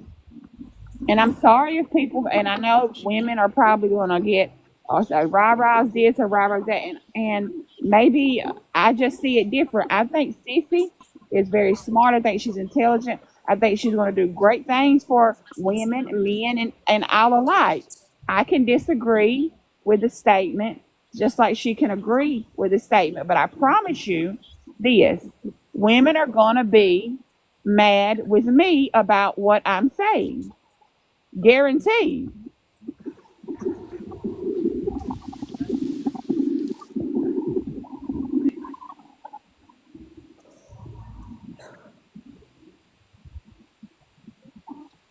I don't know. Date Rockets, kiss my ass. I think that this is where I just personally believe like Sissy, I think everything you said makes sense to me and I agree with a lot of it. I just think like not everybody receives it the same way. Like with the exception of today, right? Because I think there's a lot of things that went wrong with the debate today. Like Mojo has called out, like he's defended me, and he's defended a lot of people that women that come on this panel all the time, and I think like we made headway here. Like Rara agreed with a lot of what you said too. I do. In the conversation, and that's what this is supposed to do. It's meant to have the conversation. So I don't even view this as like a loss. Like I think Mojo would do this in real life too. So that's just like that's my mindset, I guess. But you see, when I said all women are going to be mad with me, you see, not one woman other than you spoke up and said, "No, Rara, you're able to have your own opinion." Do what? Sissy, I do feel that you are going to view me a certain way because I do not agree with the all men thing. And I I think mean, a I don't lot know of why you other would feel women that are. way. I don't think that I've communicated that I feel differently about people. I actually said very explicitly, everyone can behave the way that they would want to behave regarding this issue. It's not so important to me that you like jump on my ship and we ride into the sunset on the it's all men boat. But this is just a statement that I feel is accurate, and I'm personally not going to change the way that I interact with it. And I really love that because that shows that you firmly believe in what you're saying. And I'm sorry if I thought differently. Yeah. I think that's just how it goes. I don't know. I just have a different life experience. I don't get involved in the rest of the conversation. Sissy, I agree with everything you said about a man and a woman standing in a room, a man and a woman looking for a promotion, a man and a woman walking down the street. I'm going to agree with all of your statements on those, and I'm going to do everything I can to make sure that we create a system where those things don't occur anymore. I agree with all of that. The only thing I disagree with is the message. I don't know if you've noticed or not, but the only time that I come up to say anything is when it comes to the message. That's it. No, I know. For me, like it's just like if we and this is not the first time that we've had this conversation. When I think the last time that this was like a big thing was when Brad had that panel and I was on that panel too. Like we spend a lot of time talking about the messaging, and we could be spending more time like talking about the very real ways in which like patriarchy is ruining all of our lives and doing something about that. And I think today was especially frustrating because personally, I don't like the two ops that were on the panel today. Me either. I just think that they're bad people. I think that they're very disingenuous people. And so especially for something that is so charged with us, like, and you hold community with Emma and Jody more than I do. And there's something that is so important to them, something that is so charged for them, and to watch it go so poorly and like to just be in such a misogynistic, like sticky space. Like this is like this is the shit. Like these are the weeds, right? This is the violence that we talk about. This is like the misogyny we talk about. And for all the time that we spend talking about like how women should present themselves if they want someone to help them, we could just be helping them. Yeah, Emma and Jody, they're great people. I think they're awesome. I will do anything I can to possibly defend them. They put themselves in these situations. They run their panels. They have Slayer on. They have Patriot on. They have Crestable on. They have these misogynistic men on their panels on a regular basis. They put themselves in those situations. So it didn't seem odd to me that they wanted to put themselves into a situation where they knew who Cringy and Scratch are and what kind of debate style they have, and knowing that something like that may occur. So it's not something that I looked out for. It's not something that I'm going to take the time out of my life to protect them from, because they choose to do that stuff themselves. So I don't think it's my place to even tell them, I don't think you should do this. Not even to say that like I don't think you should do this, but like this is like a similar sentiment, right? The whole like, you got yourself here, you knew who that person was. This is the same thing that we say to women when they like don't leave their boyfriend after a fourth time and they've had to call the police multiple times because he's hit her. Or this is what we say to women who wear next to nothing and go clubbing and get assaulted. Like this is the sentiment that because you should know better, because like you should know that men are dangerous, then it is not my duty to protect you from them. And this is kind of where we start to fall apart as allies, and where we start to fall apart as a community. Because of course, regardless of whether or not I have gotten myself into something horrible, if you want to chew me out for it later, fine. But of course, I would want someone to like prevent me from experiencing violence, especially as someone who cares about me. And I would. I don't care if a woman is butt naked twerking on the hood of a car. If you touch her or you come at her in any type of way, I'm gonna have her back. Right, and I may cuss her out on the drive home because why are you out there? But you're not gonna like.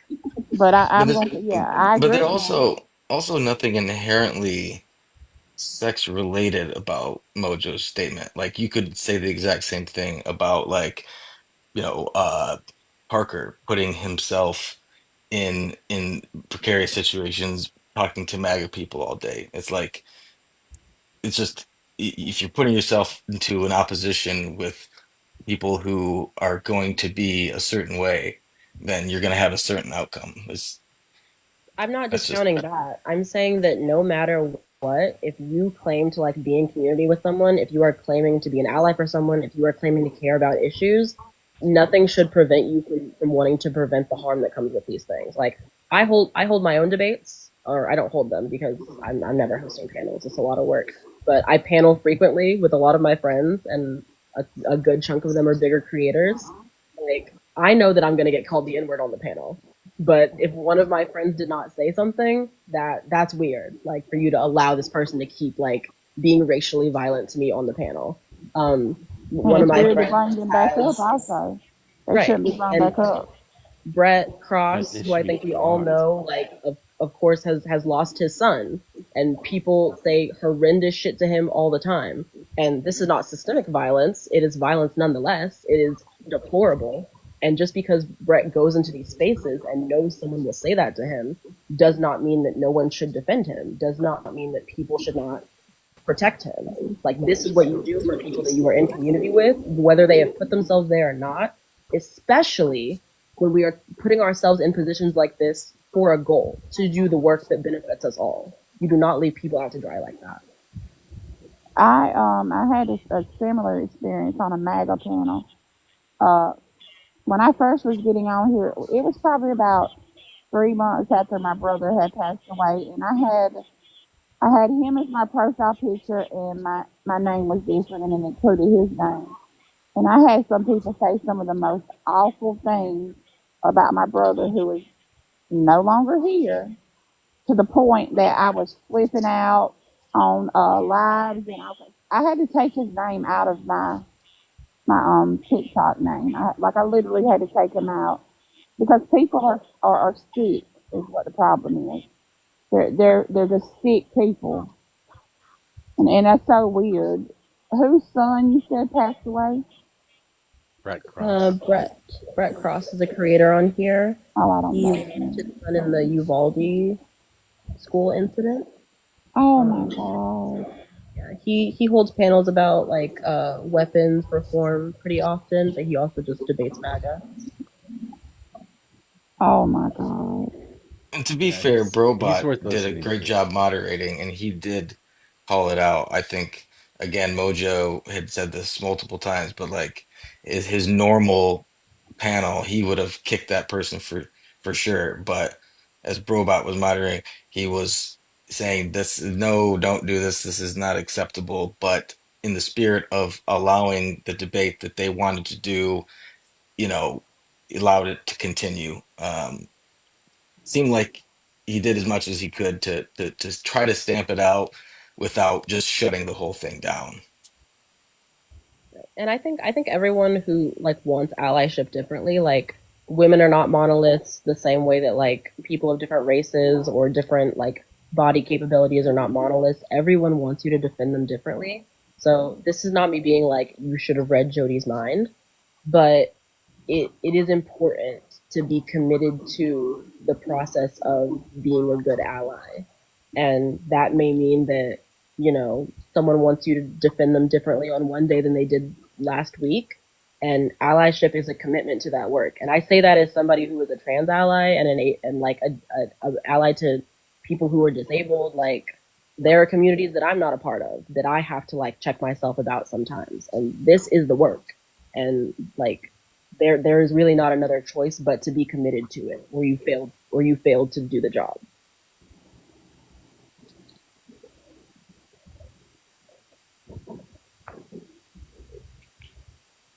It's a tough thing, and I'll never say that to Emma and Jody. They can't. I don't think they should use that message. I don't think they should run panels on that. I think they should. I think they should do whatever they want and have the discussions they want to have. I'm just not going to do that. So Yeah, and you know, Mojo, like you and I disagree about this, like in the wire. I think that we've also had like a passing disagreement about it's all like, you know, the ACAB comment. I feel the same way about that I do about this, and so maybe you and I just fundamentally disagree about the way that we look at systems. That is not Right. the most important part to me. What did I say about ACAP? I said ACAB when I was on a panel. We were like debating MAGA, and you were like, I disagree, and I was like, well, I don't. About ACAP being good or bad? About like the statement like being like generalizing. You were like, well, not all cops was like kind of the sentiment. Yeah. Okay. Yeah, I wouldn't say that all cops are bad. That's Yeah. true. So I feel the same way about that I do about this.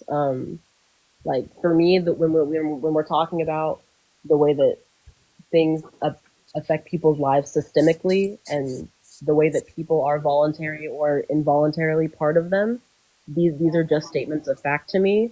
And when we start talking about them like they're interpersonal, like condemnations of people, then I think we start to lose the value of these conversations. So maybe you and I just disagree about the way that we approach systems, and that's fine because you and I have different lived experiences. That's probably true. I agree. I mean, I would refer back to Raw Raw's statement on that.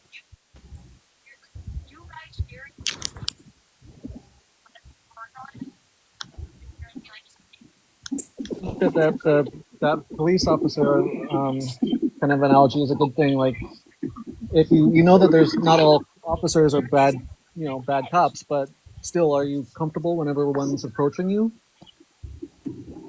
I'm scared to I'm death not. of police. I don't think they're all bad. I'm scared of them. I just don't like being any chance that I may go to jail. I don't like. Right. Yeah. Same here. And I've actually had more encounters with cool cops that were like really laid back than I have with asshole cops. But it doesn't I change the fact that haven't. they still bother me. I haven't. I've been pulled over twice, and both of the times they were super chill, but you know. In my area, they're super assholes. Wait, I want Well, to share a we personal story. That I want to give a little bit of mojo lore here, real quick. It's not a very long story. In my town, it was against the law to actually run a poker game where you make a profit from it.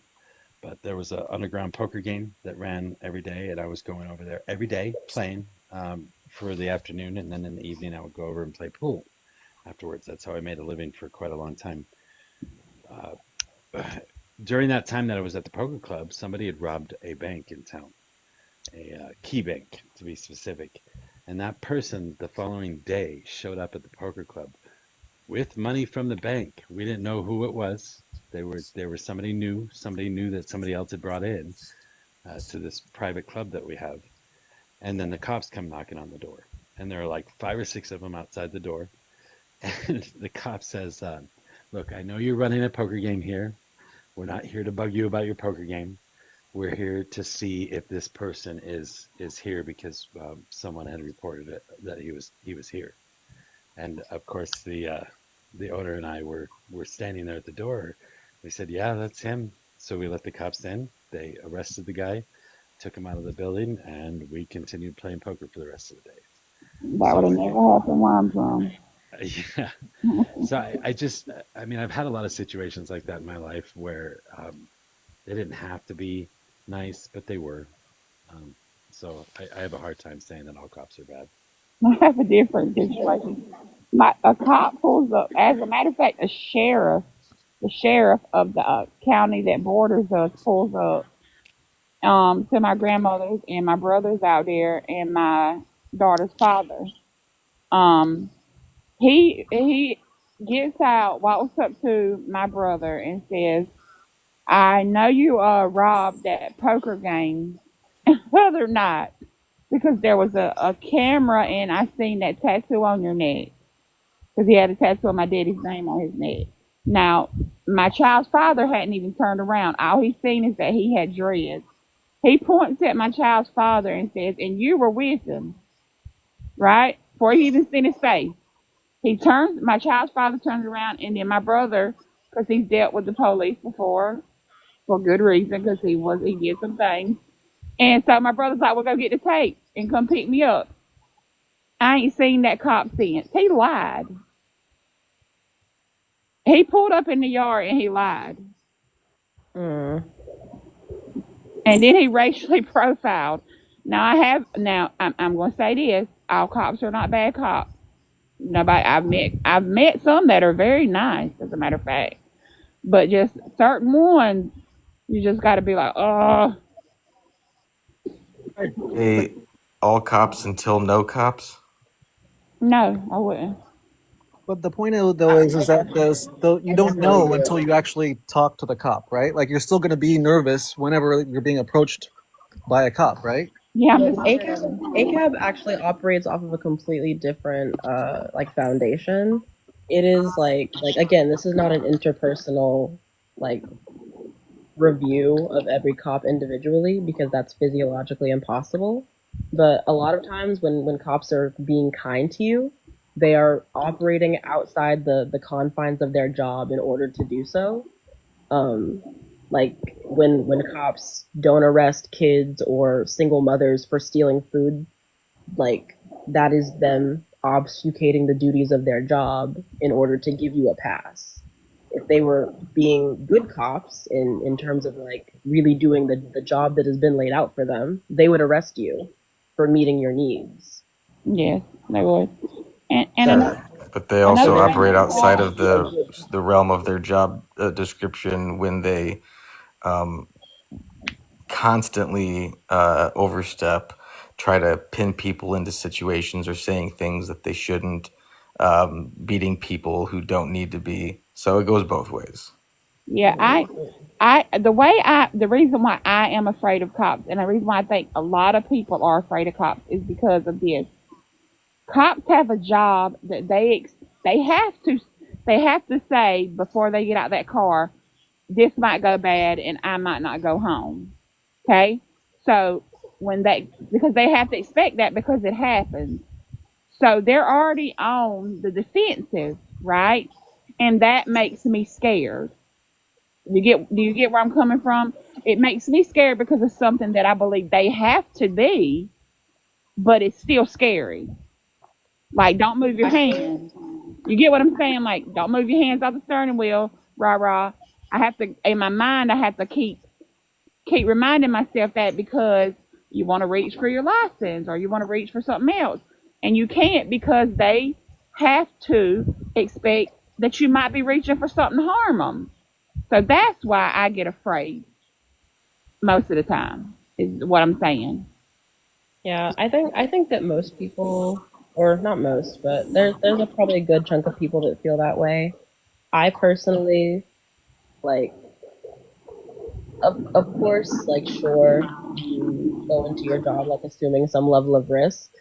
I think I think this is even true for like other jobs. Being a police officer doesn't even break the top 10 most dangerous jobs that you can have in the United States. Being a truck driver falls higher than that. And like cops face even a lower level of on the job violence than people who work in hospitals. People pew hospitals and like, you know, unalive their doctors for not saving their loved ones at a higher rate than they inflict violence on police officers. Most violence that police officers experience is retaliatory. So while I understand that going into your job, you assume a certain level of risk, it is often because you are untrained for the job that you are encountering, whether it's be that you don't have like mental health training or training in like de-escalation. Like, it is because you are not good at your job that you are assuming difficulties at your job, and the people that you are interacting with are just as afraid of you. And if you don't want to be in a job where you assume that level of risk, you could probably get paid a lot better and do something a lot less risky. Okay, I didn't know those statistics, but I agree. And as a person who and I'm not just bringing this up, but as a minority, we have also we've seen things that happen to minorities. I have, I'm sure Sissy has, even though we're from different minority groups. It makes it a little bit scarier because it just does. I don't. But once again, would I say all cops until no cops? No, because if a cop stands up to a racist or a bigoted cop, then I gotta give him that he's a good cop. But I'm not even gonna bring that subject up about all until no. So I know all cops aren't bad. I think I don't know. Maybe Well, Rara, you my did say daddy get put in handcuffs all the time. Rightfully, he got put in handcuffs rightfully, but it still scares a child. And I've just seen a lot of things when it comes, I know a lot of criminals, unfortunately, and well, not everybody, unfortunately, but yeah, I've seen things. I've had cops pull up to me as a little girl walking in town and ask me, I'm with my friends, and they be like, "Where's your daddy at?" And I'm like, "What?" And I'm like, 10. Like, I'm going to be afraid of them. That's just, I don't know. It's just weird, but Right, but Robert, you are saying all cops when you say I'm afraid of cops. That's implying all Okay, cops. okay, listen. I'm afraid until they get to the window. Now they can Right. change my mind when they get to my window. And that's when it would become no cops, right? So it's all men until no men. That's kind of the correlation that I was trying No, to the point out next time because I see that cop, the phrase I will feel comfortable. right. The phrase "it's all men until it's no men" is a way of expressing the idea that women often feel the need to be cautious around all men due to the potential for harm. I And get so what you're even though saying. Okay, yeah, I get what you're saying. But once again, even though they know it's not all men are harmful, what I'm saying is, I will take the man out when I see that he is an ally. I will tell him you are not all men. Okay, do you get what I'm saying? Like, I'm not sitting here saying that women shouldn't feel like they need to protect themselves against men. I think human beings in general should feel that they have to protect themselves against other human beings until proven wrong. I All mean, right. I don't know a better Hold way on. to say it. Like, Hold on one sec. Hip hop, are you there? Here am rising. Thank you, Mojo. I mean, I'm here. Either way, you can put them together if you want to. Can I get your age and who you voted for, please? Yes, sir. 40 years old. I've been on the live before, and I let y'all know I voted for Jill Stein. oh yeah, I That's remember cool. you. All right, jump in wherever you want to. He wants I to just want leave America. really quickly. I wanted to say I listened to the entire live earlier this evening, the entire thing from start to till about when Cringy hopped out and hopped into Mercedes's live.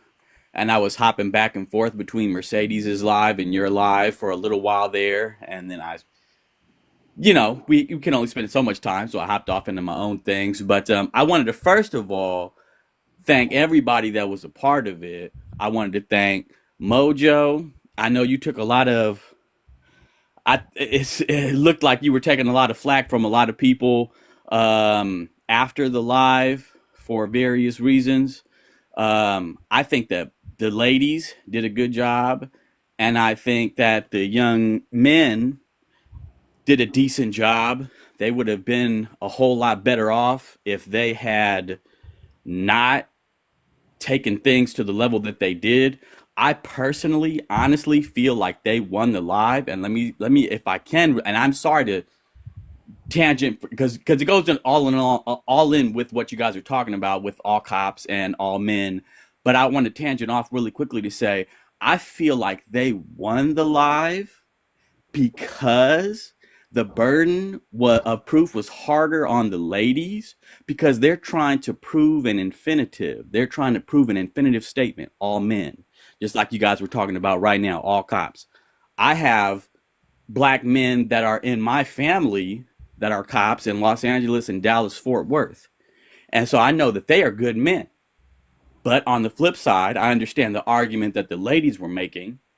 So, but it's also, again, it's an infinitive slogan. It's an infinitive statement that all men or all cops are bad persons, right? So it was easier for Scratch and Cringy to prove their point because they're having to disprove an infinitive. That's easier than what Jody and Emma had to do.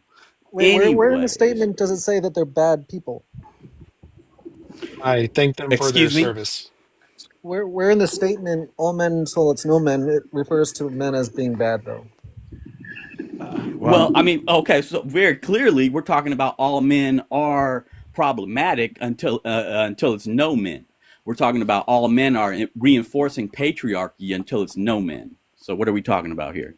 Is that untrue? I think it's untrue. Would you consider patriarchy to be problematic? Patriarchy is absolutely problematic. But do all men support the patriarchy? Well, support is not the word that you used. Support and enforce are the same thing. Support and benefit are different things. So Whether or not you Correct. support something is not the conditioning of the statement. But you were correct in your assumption that we're talking about people that enforce and benefit from patriarchy. Mojo, do you see the comments? You have somebody spamming don't. racist comments. Oh, that person needs to get kicked. Yeah, I swear. Oh, Lord. Sissy Fitz, I kind of disagree with your prompt about saying like all men are bad, because I think men are the actually like they get really harmed in patriarchy. So I Correct. think, I think they're also the victims in the structure that they created, you know. Yeah, so I wouldn't disagree with you that patriarchy like has some negative side effects for men, and that is, you know, cool. But when we're talking about the patriarchy in the context of gender-based violence and who perpetuates gender-based violence and who upholds that system, it is men. And so like they also widely benefit from it more than they are harmed by it. That's correct. So just like white people are harmed by white supremacy, but largely uphold that system and benefit from that system and perpetuate it and receive privilege from it.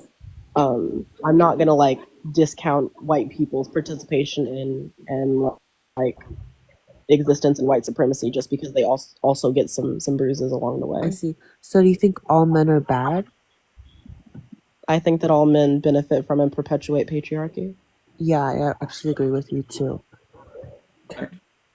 So I think all there's no women benefit disagreement. from patriarchy too. Women? Yep, all women They benefit from uphold. patriarchy. Do they uphold patriarchy though? I would like to know how I benefit Yeah, from it, how do actually. women benefit from it? Because you live in the society that we live in, because you get jobs, you get paid, you get Why is it me living in this society inherently beneficial? Yeah, wait, Sissy, because you can I get say jobs something? and you get paid and you And can own So homes and you can I wait, get what kind of jobs and I get paid what in it comparison doesn't to matter. men? The benefit's still there. wait, Sissy, That's not true because women have been working long before like no, from what we understand the let me talk workforce. about this. The patriarchy is the one that said women shouldn't get jobs. Feminism and feminists are the ones that said women can get jobs and women can be as equal as in men. Because women couldn't get jobs, women couldn't work at home, women couldn't work outside of the home. But She what was created was that she was just about to say they have been working for a long time and they've owned land for a long time. However, that was I'm only before Western how imperialism. that's fine. I'm only talking about today. I would say that all women benefit from the patriarchy as much as men benefit from the patriarchy, and all That's women not are true. harmed. All men are harmed by the patriarchy as well as How all are women. women benefiting from patriarchy? I just told you. Because of getting jobs, the Because you patriarchy. own homes, because you own homes, because you own cars, because you own TVs, because you own computers, because you get to speak on this wonderful fucking platform and call men idiots or whatever. That's not from patriarchy. That's from feminism. That's No, from the it's first from wave feminism. if you say that the Please. system if you say that the system is built on patriarchy, then it's from patriarchy. How many women presidents Yes. have we had? It doesn't matter. You can point out little things where women are held back. You can also point So out little things where men are held back The too. roots Either are way, women still benefit from the patriarchy too. the roots would are you suggest patriarchy. would you suggest that like patriarchy is a good thing, Mojo? I don't think it's a good thing. I think we should live in an egalitarian society. Cool. So you can't really suggest that women are largely benefiting from their I didn't say oppression. largely. If I said they benefit just like men but benefit. But they these don't. are not like you do not benefit from a system that you are held captive under. That doesn't really make We're sense. all held Like captive under capitalism. All of us are held someone captive under that's capitalism. cool. I would Correct. largely agree with you, Mojo, that like the there's, you know, like class war, cool, awesome. I'm a communist, like fine. But there are also some other systems at play that we should also dismantle. Dismantling like classism alone is not going to absolve us of all of our problems, unfortunately. But like to suggest that women as the oppressed class in patriarchy are benefiting in any way is silly. If someone kidnaps me and puts me in their basement, but they still give me ice cream and like a Peloton bike, I'm not getting privileged. And the same thing you could be said of me, right? How? That if somebody kidnaps me and puts me in a basement and feeds me ice cream and gives me a Peloton bike, Cool. This you can is say the true same thing about about me. yeah. So this is true of you in lots of ways. I assume that you're Hispanic. I think I've seen a couple of pictures of you. I So am this not is Hispanic, true. and I'm sorry Oh, that I you've seen thought you were pictures of me. I Hispanic. apologize. Well, I was gonna say if you were Hispanic, right? This is No, true about I'm like Native. I'm white Native supremacy and American. racism. This is true. Oh, cool, I, my I, God. You're indigenous. yeah. Well, to a certain percentage, enough to become a member of a tribe if I wanted to. I'm also Scottish. I'm also, I don't know, German and some other crap too. So Wait, Yeah, host. borders If the but patriarchy this benefits women, then why? Like, can you explain further, please? Like, give me examples. well, I was just gonna say, like, before we move on, like this Yeah. is true. This is true of a couple of other things, Mojo. This would be true of classism, right? Of course, like you are a prisoner of classism. Like we are all like operating under wage slavery. Cool, but it is not true of you to like be held captive under patriarchy. This is a system that benefits you, that you are favored in. Yeah. This is the same conversation. Patriarchy never benefits women. It actually Th- does the opposite. It tries to control them. I think that's incorrect. I think you do benefit from it. But And I how? think that there are certain situations where you're going to benefit a hell of a lot more than I am. The Can I only ask you a question, situation, Mojo? the only situation that ever helps like women from the patriarchy is like, which makes no fucking sense, is like a woman getting treated like a princess, or she's like submissive or whatever, like better protection, which makes no sense again because who are women getting protected from? Other men. So It's crazy because I can't become a millionaire by sharing feet pics on OnlyFans. Yes, you can. yes, you No, I can. can't. Yes, you can. Well, that's That's sexual Mojo. dynamics right there. That's Mojo. sexual dynamics. There are so many men on OnlyFans. Are you exactly. kidding me? You're just not attractive. Yeah, you should see.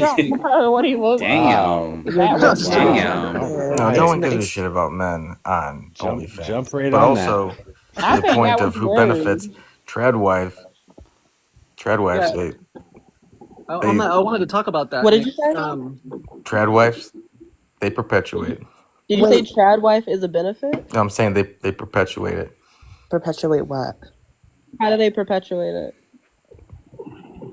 Wait, Because we're talking about perpetuate what? I'm asking you. OnlyFans? I'm asking the you to patriarchy. lay it out for me. Yeah, how? I'm asking you how. Because they're the whole purpose is that they enjoy being in these patriarchal situations. What is Well, inherently Right. patriarchal They about reinforce caring bad for men. children? And well, that's not like being a trad wife has nothing to do with the person that you marry.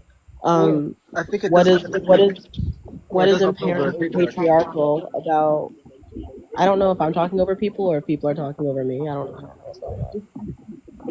Go ahead. Sorry, I thought you were stopping. Are you saying that they maybe make it look like it should be acceptable? Is that what you're saying, Nick? I want to know what's inherently like patriarchal about traditional lifestyle. also, the term modern tradwife is so privileged because again, she could have the choice to have a job and to like have a divorce and stuff. Before like the first wave feminism and the suffrage movement, the only job a woman could have is to stay at home. So I don't really believe in tradwives because that's just a made up aesthetic. Do you think trad wives hurt the feminist movement? Do you think they do? No. No, it's only when they try to like push their lifestyle. I wouldn't say lifestyle, but it's when they try to like degrade women and they're like ultra conservative. That's when I think they're harming feminism. I All think right, that hold on I think one. that I guess I don't know enough about it. I thought that was all of them. Some of them just do I it. think it's No. problematic Right. for All right, the hold on feminism. one sec. Hold on one sec. Alberta, are you there? Alberta. Baby gotta go. Knock knock, Alberta. Yeah, Gone. that's good. I just want to make sure. Yeah, that's why I asked what's inherently patriarchal about like being a trad wife. There's nothing inherently patriarchal about choosing to like do the homestead thing, like take care of kids and like whatever. And there are also non-straight couples that have dynamics like that. Um, it is patriarchal to suggest that that is the only way that women should and can operate in society. Exactly. Right, and that's a lot of like Trad that's why wives when reinforce people that. say that it's That's traditional, not true. by saying it's There may be traditional, Some that do. I that's don't. Some do. that's like making them into a monolith, and this is like not all trad wives do that. And being a trad wife is not the belief or the assumption that I this is think, what you yeah, should I be. think the This is problem just with a choice. trad wives, with me, it's again like I'm just tying it into like classism and stuff. I think like now because if anyone's seen the economy, it's really hard to like have kids without two adults having jobs. So I think it's just purely again for like aesthetics and like the American dream, blah blah blah blah blah. But if you take into context, it's truly hard. Do you guys know that one person's name, Ballerina, the trad wife? No, I don't know any trad wives actually. No, I Okay. don't. She has like a famous TikTok if anyone knows, the ballerina, trad wife, whatever. But she like promotes this trad wife aesthetic and stuff. But then they found out that she's like a multi-million business owner and she's Yeah. just doing it for aesthetic and it has nothing to do with traditionalism and it has just something to do with classism and how it's again capitalism and how they want people to be again poor, poor, Are poor we and talking about the woman with the $40,000 stove?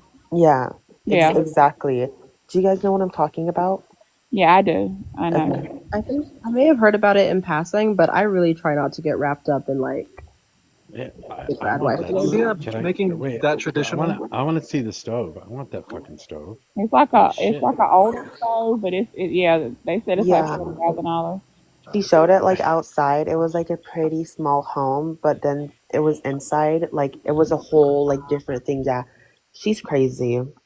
I They're don't like the ones who say shit like, "Don't be mad at me because you don't have a man that wants to provide for you and your kids, so you can stay at home." Like them's the ones I don't like. But the idea of perpetuating the traditional housewife or like the traditional wife is basically a way of kind of trapping women into being stuck in a home where they don't have the options of going to school or going into getting a job. So it kind of limits their potential in a way because, and I know I'm speaking from experience because I have a friend who just went through that. Like she was dating some guy because she doesn't want to work. And when he felt like he was done with her and kicked her out, she's now totally screwed because she doesn't have an education. She doesn't have any like business experience or anything, and so now she's totally screwed. And so it's a way of And that keeping was women and trapped that was one of the in a good place. points that Jody and Emma brought up earlier this evening in the specific disparities and quantifiable disparities between what women make versus what men make. That was a good point that Jody and Emma brought up. That is quantifiable. You can confirm those facts, right? Right. And that's why I'm saying that it promotes the patriarchy. Yes, you're right. And again, I found her name. Her name is Ballerina Farm. And yeah, like if you look at like the stuff, the research, like the stuff that she says and stuff, it's really concerning. Like one time she had an interview and the interviewer asked, "Are you a feminist?" She's like, "I'm a femme." And then she just cut off randomly. And her husband, one time, the prompt was, her husband was talking about kids and stuff and like the house. And then he said, yeah, she would get so tired from kids and from the house. She would be exhausted and laying down in bed for a week. Yeah, Do you she guys has know? like 10 kids. Yeah. Do you guys know how exhausting that is? Like, I'd it's rather just, work. I'd rather yeah, work at a job. Like I would. yeah. Like, having a kid is not just one job, taking care of the kid. It's it's multiple jobs. You have to be a nanny, a cook, a nurse, all of these things, a bather, like a mechanic, all of these things, like that's so hard. And yeah, like women are not getting taken care of in that sense. I have a question. I'm being honest. I have a question that's going to change the subject real quick. Do y'all think that men benefit from pretty privilege? Yes. Not Yes. as much, Pretty? not as Yes. much as women, but yeah, I do think that some Sometimes. I mean, yeah, Really, across because the board, because more the attractive people get more privilege Yeah, in I general. was gonna hold say I on, think pretty wait, people hold in on. general benefit from pretty I, privilege. I don't know, but most of the pretty men that I've ever seen are dumb as a fucking rock. So I'm just gonna have to disagree. So Yeah, I why think does them Treated being better though, for dumb sure. why does them being dumb mean that they don't have pretty Well, privilege? well, because when I'm talking about pretty privilege, I'm just talking about like getting a promotion or yeah, something to okay, that because effect. Or I'm a server. I'm a server from like a really famous restaurant or whatever in America. So like how we get our tips is honestly like the number one we get our tips is by our energy and the way we look, how like attractive you are, you know. You can just tell automatically. And I have this one coworker, like I'm not trying to be weird, but he's like insanely attractive, and like the amount of tips he gets is like like extremely like disproportional to the amount of tips someone like sorry, but like he's objectively not the best looking gets, you know? It's just like the Yeah, difference is really like noticeable. it's And well especially founded. The yeah, way that I would That's classify whether stupid. or not people are experiencing privilege, Mojo, like 'cause I heard you say like they're not getting promotions. yeah, Like if someone doesn't have the qualifications to get the thing in the first place, then I would say, and someone else does and they get it over them, I wouldn't call that like them not receiving pretty privilege, but like if they're both, you know, can do the job and someone has like a slightly better resume than them and they still get it, like I would consider that to be pretty privilege. But pretty yeah, privilege doesn't make you like a diversity hire. exactly. There's well, It no, just I don't think it's diversity. I just think that it's a benefit that women get in the patriarchy. I I think think women Women do not get hired for jobs they are not capable of just because they're pretty. They I might I they I might think get you're I wrong. disagree. Not at Yeah, I all. think you're wrong. Let's I go think back you're to your wrong. room example. If you put a man and a woman in a room and they both wear, your tube top example, the woman would Mhm. probably get the job. No, women do not get jobs just because they're pretty. Women might get objectified at work and like Sure, used but just because they're pretty. I'm not saying Like it's a good I reason, but they disagree with do. that wholeheartedly, Sissy. I what disagree with jobs that. do Yeah. women get just because they're pretty that they're not also qualified to do? Lots. I mean, Like we're talking about Hooters and other things. I mean, I'm a communist like yeah, so sissy. I'm a Hooters like Maoist, so I feel for you. I I said also what they're qualified to do. So if I'm a pretty girl with tits, I'm qualified to work at Hooters. Okay, wait. Why? You So can't be you say smart there and are and women be in beautiful? jobs that have them that they're Wait, not qualified for just because of that they don't get how jobs just because of their look? how about you put What'd you two say, Rob? women? How about you put two equally qualified women against each other for the exact same job? Yeah. The prettier one's Okay. probably going to get the job, right? 100%. I would agree, but I think that, like I said, this is not just about women. I think that pretty people get privileges in society. Yeah, but that would be a Yeah. privilege between two women that they're getting specifically because of the patriarchy. wait, They're getting it host. because they're pretty. They're getting it because of like Yeah, Eurocentric. because of the patriarchy. Because generally Wait, speaking, they're probably going to be hired by men, or even women for that matter. I That's think women are that still going to.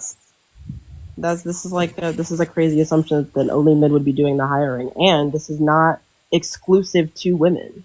This is like pretty people get privileges that ugly people do not. wait, host. Yeah, I've been for thinking sure. about this a lot. And when you talked to me in the beginning, how you said women benefit from the patriarchy, blah blah blah blah. I'm thinking about it more and more, and there is one point where I think women do benefit from the patriarchy, which is women tend to get away with a lot more things than men do. Like women That's true don't too. have. Sorry.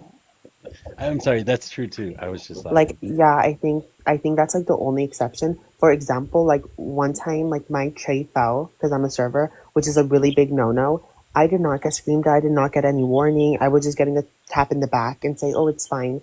But once like again my male coworker did it, he got like a warning, you know, which I just thought it was like gender biased. Like I think that's the only example. Patriarchy definitely exists. I have this. This is no lie. When I was Sorry. younger, me and my cousin went to a place and filled out for a job, right? He's a boy. Now, he was more qualified because he had more experience at working. I got the job, okay? Now, when I got the job, I took the job. 2 weeks into the job, my boss basically told me he hired me based on looks, and I quit. But you were qualified for the job, right? Yeah, but my cousin was more qualified. Mm-hmm. So So this is pretty I'm sorry. privileged. I'm sorry, Rosebud. Are you there? I'm sorry. yeah, I'm such a terrible host. Can I get your age and who you voting for, please? Sure. 57, Southwest Pennsylvania, voted for Harris. All right, thank you. Jump in wherever you can. and my homegirl was there, by the way. My friend, she's like a sister. I'm native. She was black. She was more qualified. She also didn't get a job. So this is like pretty privilege, and this is like white privilege. But I I'm wouldn't. not white. No. Do what? I'm not white. It's not white. Are you pale and your friend is dark? No, my friend is black and I'm Native American, so there's a difference in the color, of course. Yeah, but like, are you like? I'm a white lighter than her. Yeah. I mean, Yeah, you said white. yeah. but- So this is colorism. This is racism. Yeah. I don't think so. I don't think so. Very much was. Why? What do you mean you don't think so? No, I'm not. I don't think it was. I'm sorry. You go ahead. Oh, sorry. I think it's mainly because you said the manager cared about your looks more. Oh, Was but it she was correct? pretty too, though. Wait, what did the This manager is say? I based on didn't like a get that. Eurocentric beauty standard. Well, there can be overlapping bias, obviously. Wait, I I mean, it didn't. might just be because he liked me, but at the end of the day, I got the job because of what I look like. I got the job because what he liked, the manager, when they were more qualified than me. So this is like I'm not saying that women don't experience pretty privilege. I'm saying that pretty privilege is not exclusive to women. Right. I don't think anyone was arguing that against that. One more. I agree. Well, Mojo was arguing that. He One was more saying that question. this No, is a I said benefit it's just that women something get that under. women benefit from. It's something that Okay. women Yeah. benefit from. He One said more it was question. something that women benefit from under the guise of patriarchy, and I'm telling you Yeah, that this if is not a if gendered if issue.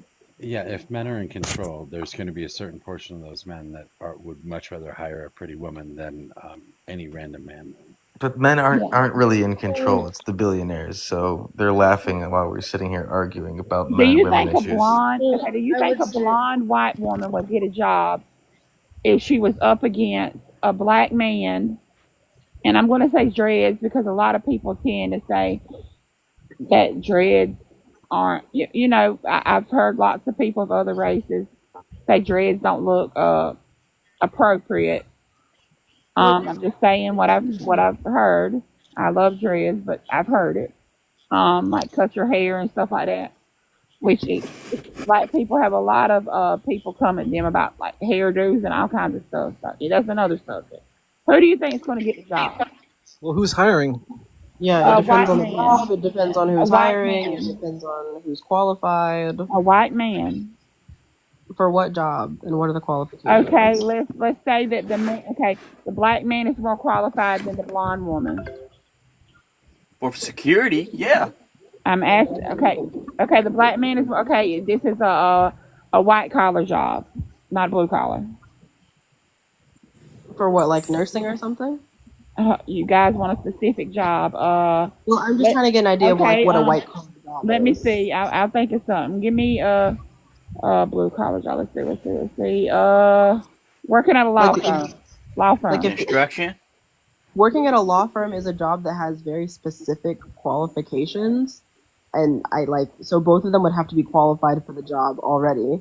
I won't I think- discount I that think the the white white woman woman is would probably get it. going to get the job, but I don't think that is something that's based in like gender. I think that this is Yeah. based I think the white woman would get it. I just do. Yeah. Honestly, I just said the white woman would get it, if but I I'm don't looking at Okay, I think didn't it's hear you. gender. I if I'm didn't looking hear at you. into like my Based on like a situation, Eurocentric beauty Can I standard. say A lot of something people that- talking, so I didn't hear you. But I mean, that's the whole point. Women do get things over men. So now, are we saying that women It's all pretty women, so it's no pretty women. What are we? Well, I What just are said it's not that's because of her gender. Like she did not get the job because of her gender. She She got the got her job job because of her because of a race. Eurocentric beauty Yeah, thing. I she think she got? got it because of her Okay, race, but also, can I add something? One sec. all white The people, so place, no white people then. the place I worked at, guys, tell me why, like the front of house, like the servers and the waitress and the bartender, there is no one black person. I think that's so strange, and it's like there's no one like dark skinned. Everyone is light. That's colorism. I think that's so weird, and I live in California. And I've been thinking about it ever. And I told the manager, because I'm pretty close with him, I'm like, oh, like, why do you hire me? And the thing he said, he was like, oh, we just do it based on how you look like. Yeah. I think that as far as pretty privilege or beauty privilege, I think what the host might be seeing, or what the host difference is noticing, is that for women, misogyny takes place. And so even though there's pretty privilege for both men and women, there's no misogyny taking place with the privilege for men. And so but with women, you have the pretty privilege, but there's also misogyny. And so, Isn't misogyny like hatred of women? no, misogyny is the treatment of women in a different way because we're women. So misogyny can be.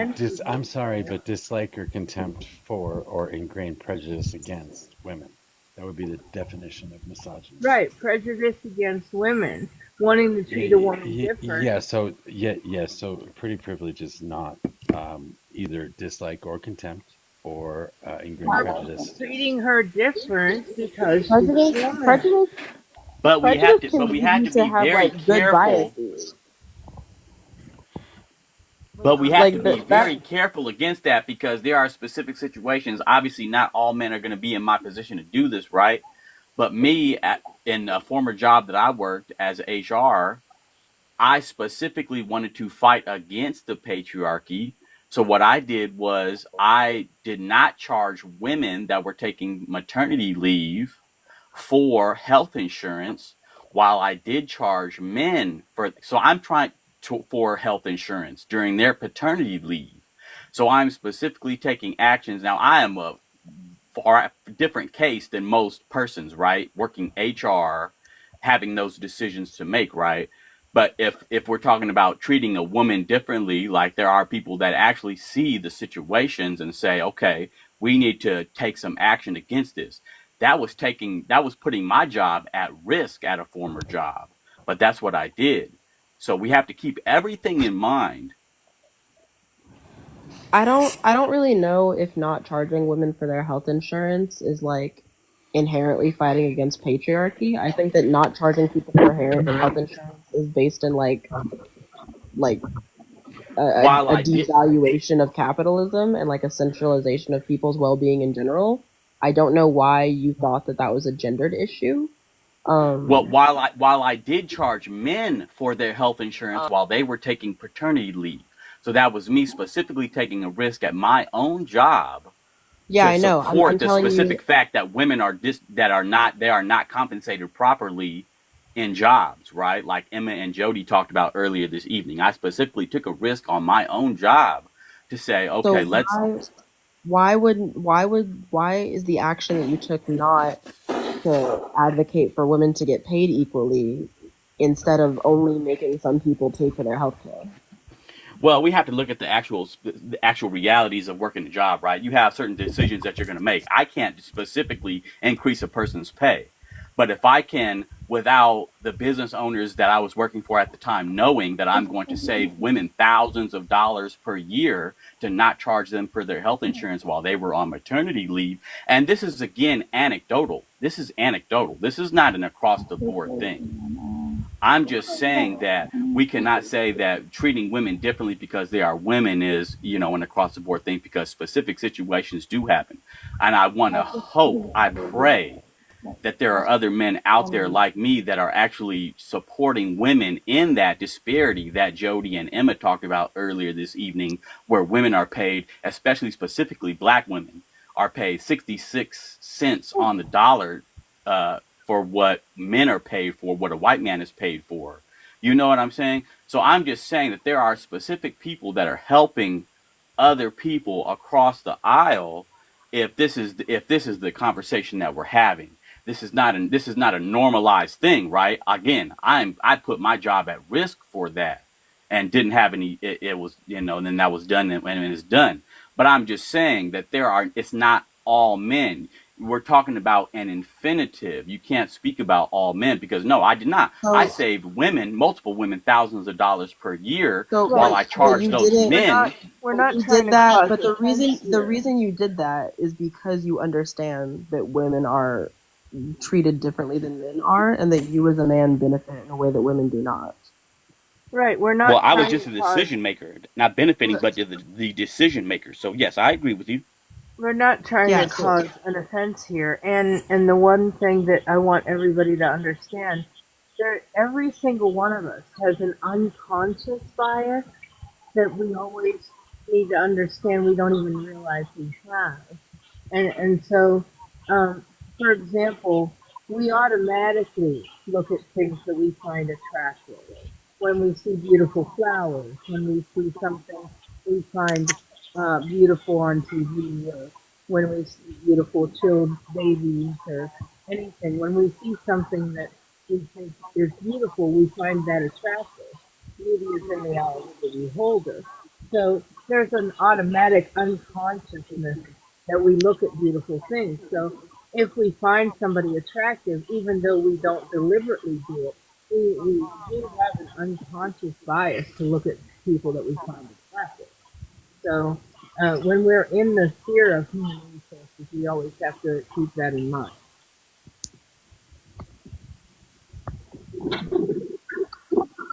And actually, that is kind of All different people benefit from different areas. There's skinny privilege, there's white privilege, there's pretty privilege, there's all kind of privileges. So we're just all going to be working our whole lives to make sure that nobody is treated unfairly based on people who are just fucking horrible people. Absolutely. Yep, absolutely.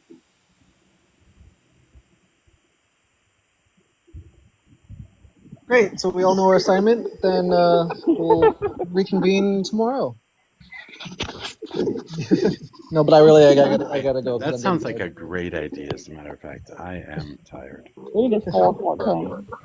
Yeah, I'm tired at this Give a point. quick shout out to Brobot, because Brobot and Mojo, but Brobot was at the front lines of and dealt with Mojo and Brobot both dealt with a lot of displeasure after the live when you guys were trying your best. I completely understand where you guys were coming from, and I want to give a shout out to you guys, CT, and anybody else and Jody and Emma, for supporting this, because we do need to have these type of conversations. Thank you, Thank I appreciate it, hip hop. Yeah, I didn't get to see it, so you guys got okay. Is that recorded also, Mojo? Yeah, I'll split it up in the morning. You guys can watch it tonight. I'm if going you to want, watch it whatever right to- now. Yeah, everyone, you can do that. everyone So have a it's- good night. Yeah. Yes, thank you for having me on. Otherwise, I will split it up tomorrow into the debate and then the questions after the debate. So I'll put up 2 videos so you can watch either one or both. But I will have it on in the morning, split up anyway. But otherwise, it's under the live section. It's the live that will be ending 8/4. So it's the newest live that shows up on there. Cool. If you could just cut it up so that all of cringy and their stuff is not in it, then I could just watch it. Alright, you guys have a good night. That would look kind of weird, but Yeah, thank you guys for being here, and we'll catch y'all later. Thank you for having me on.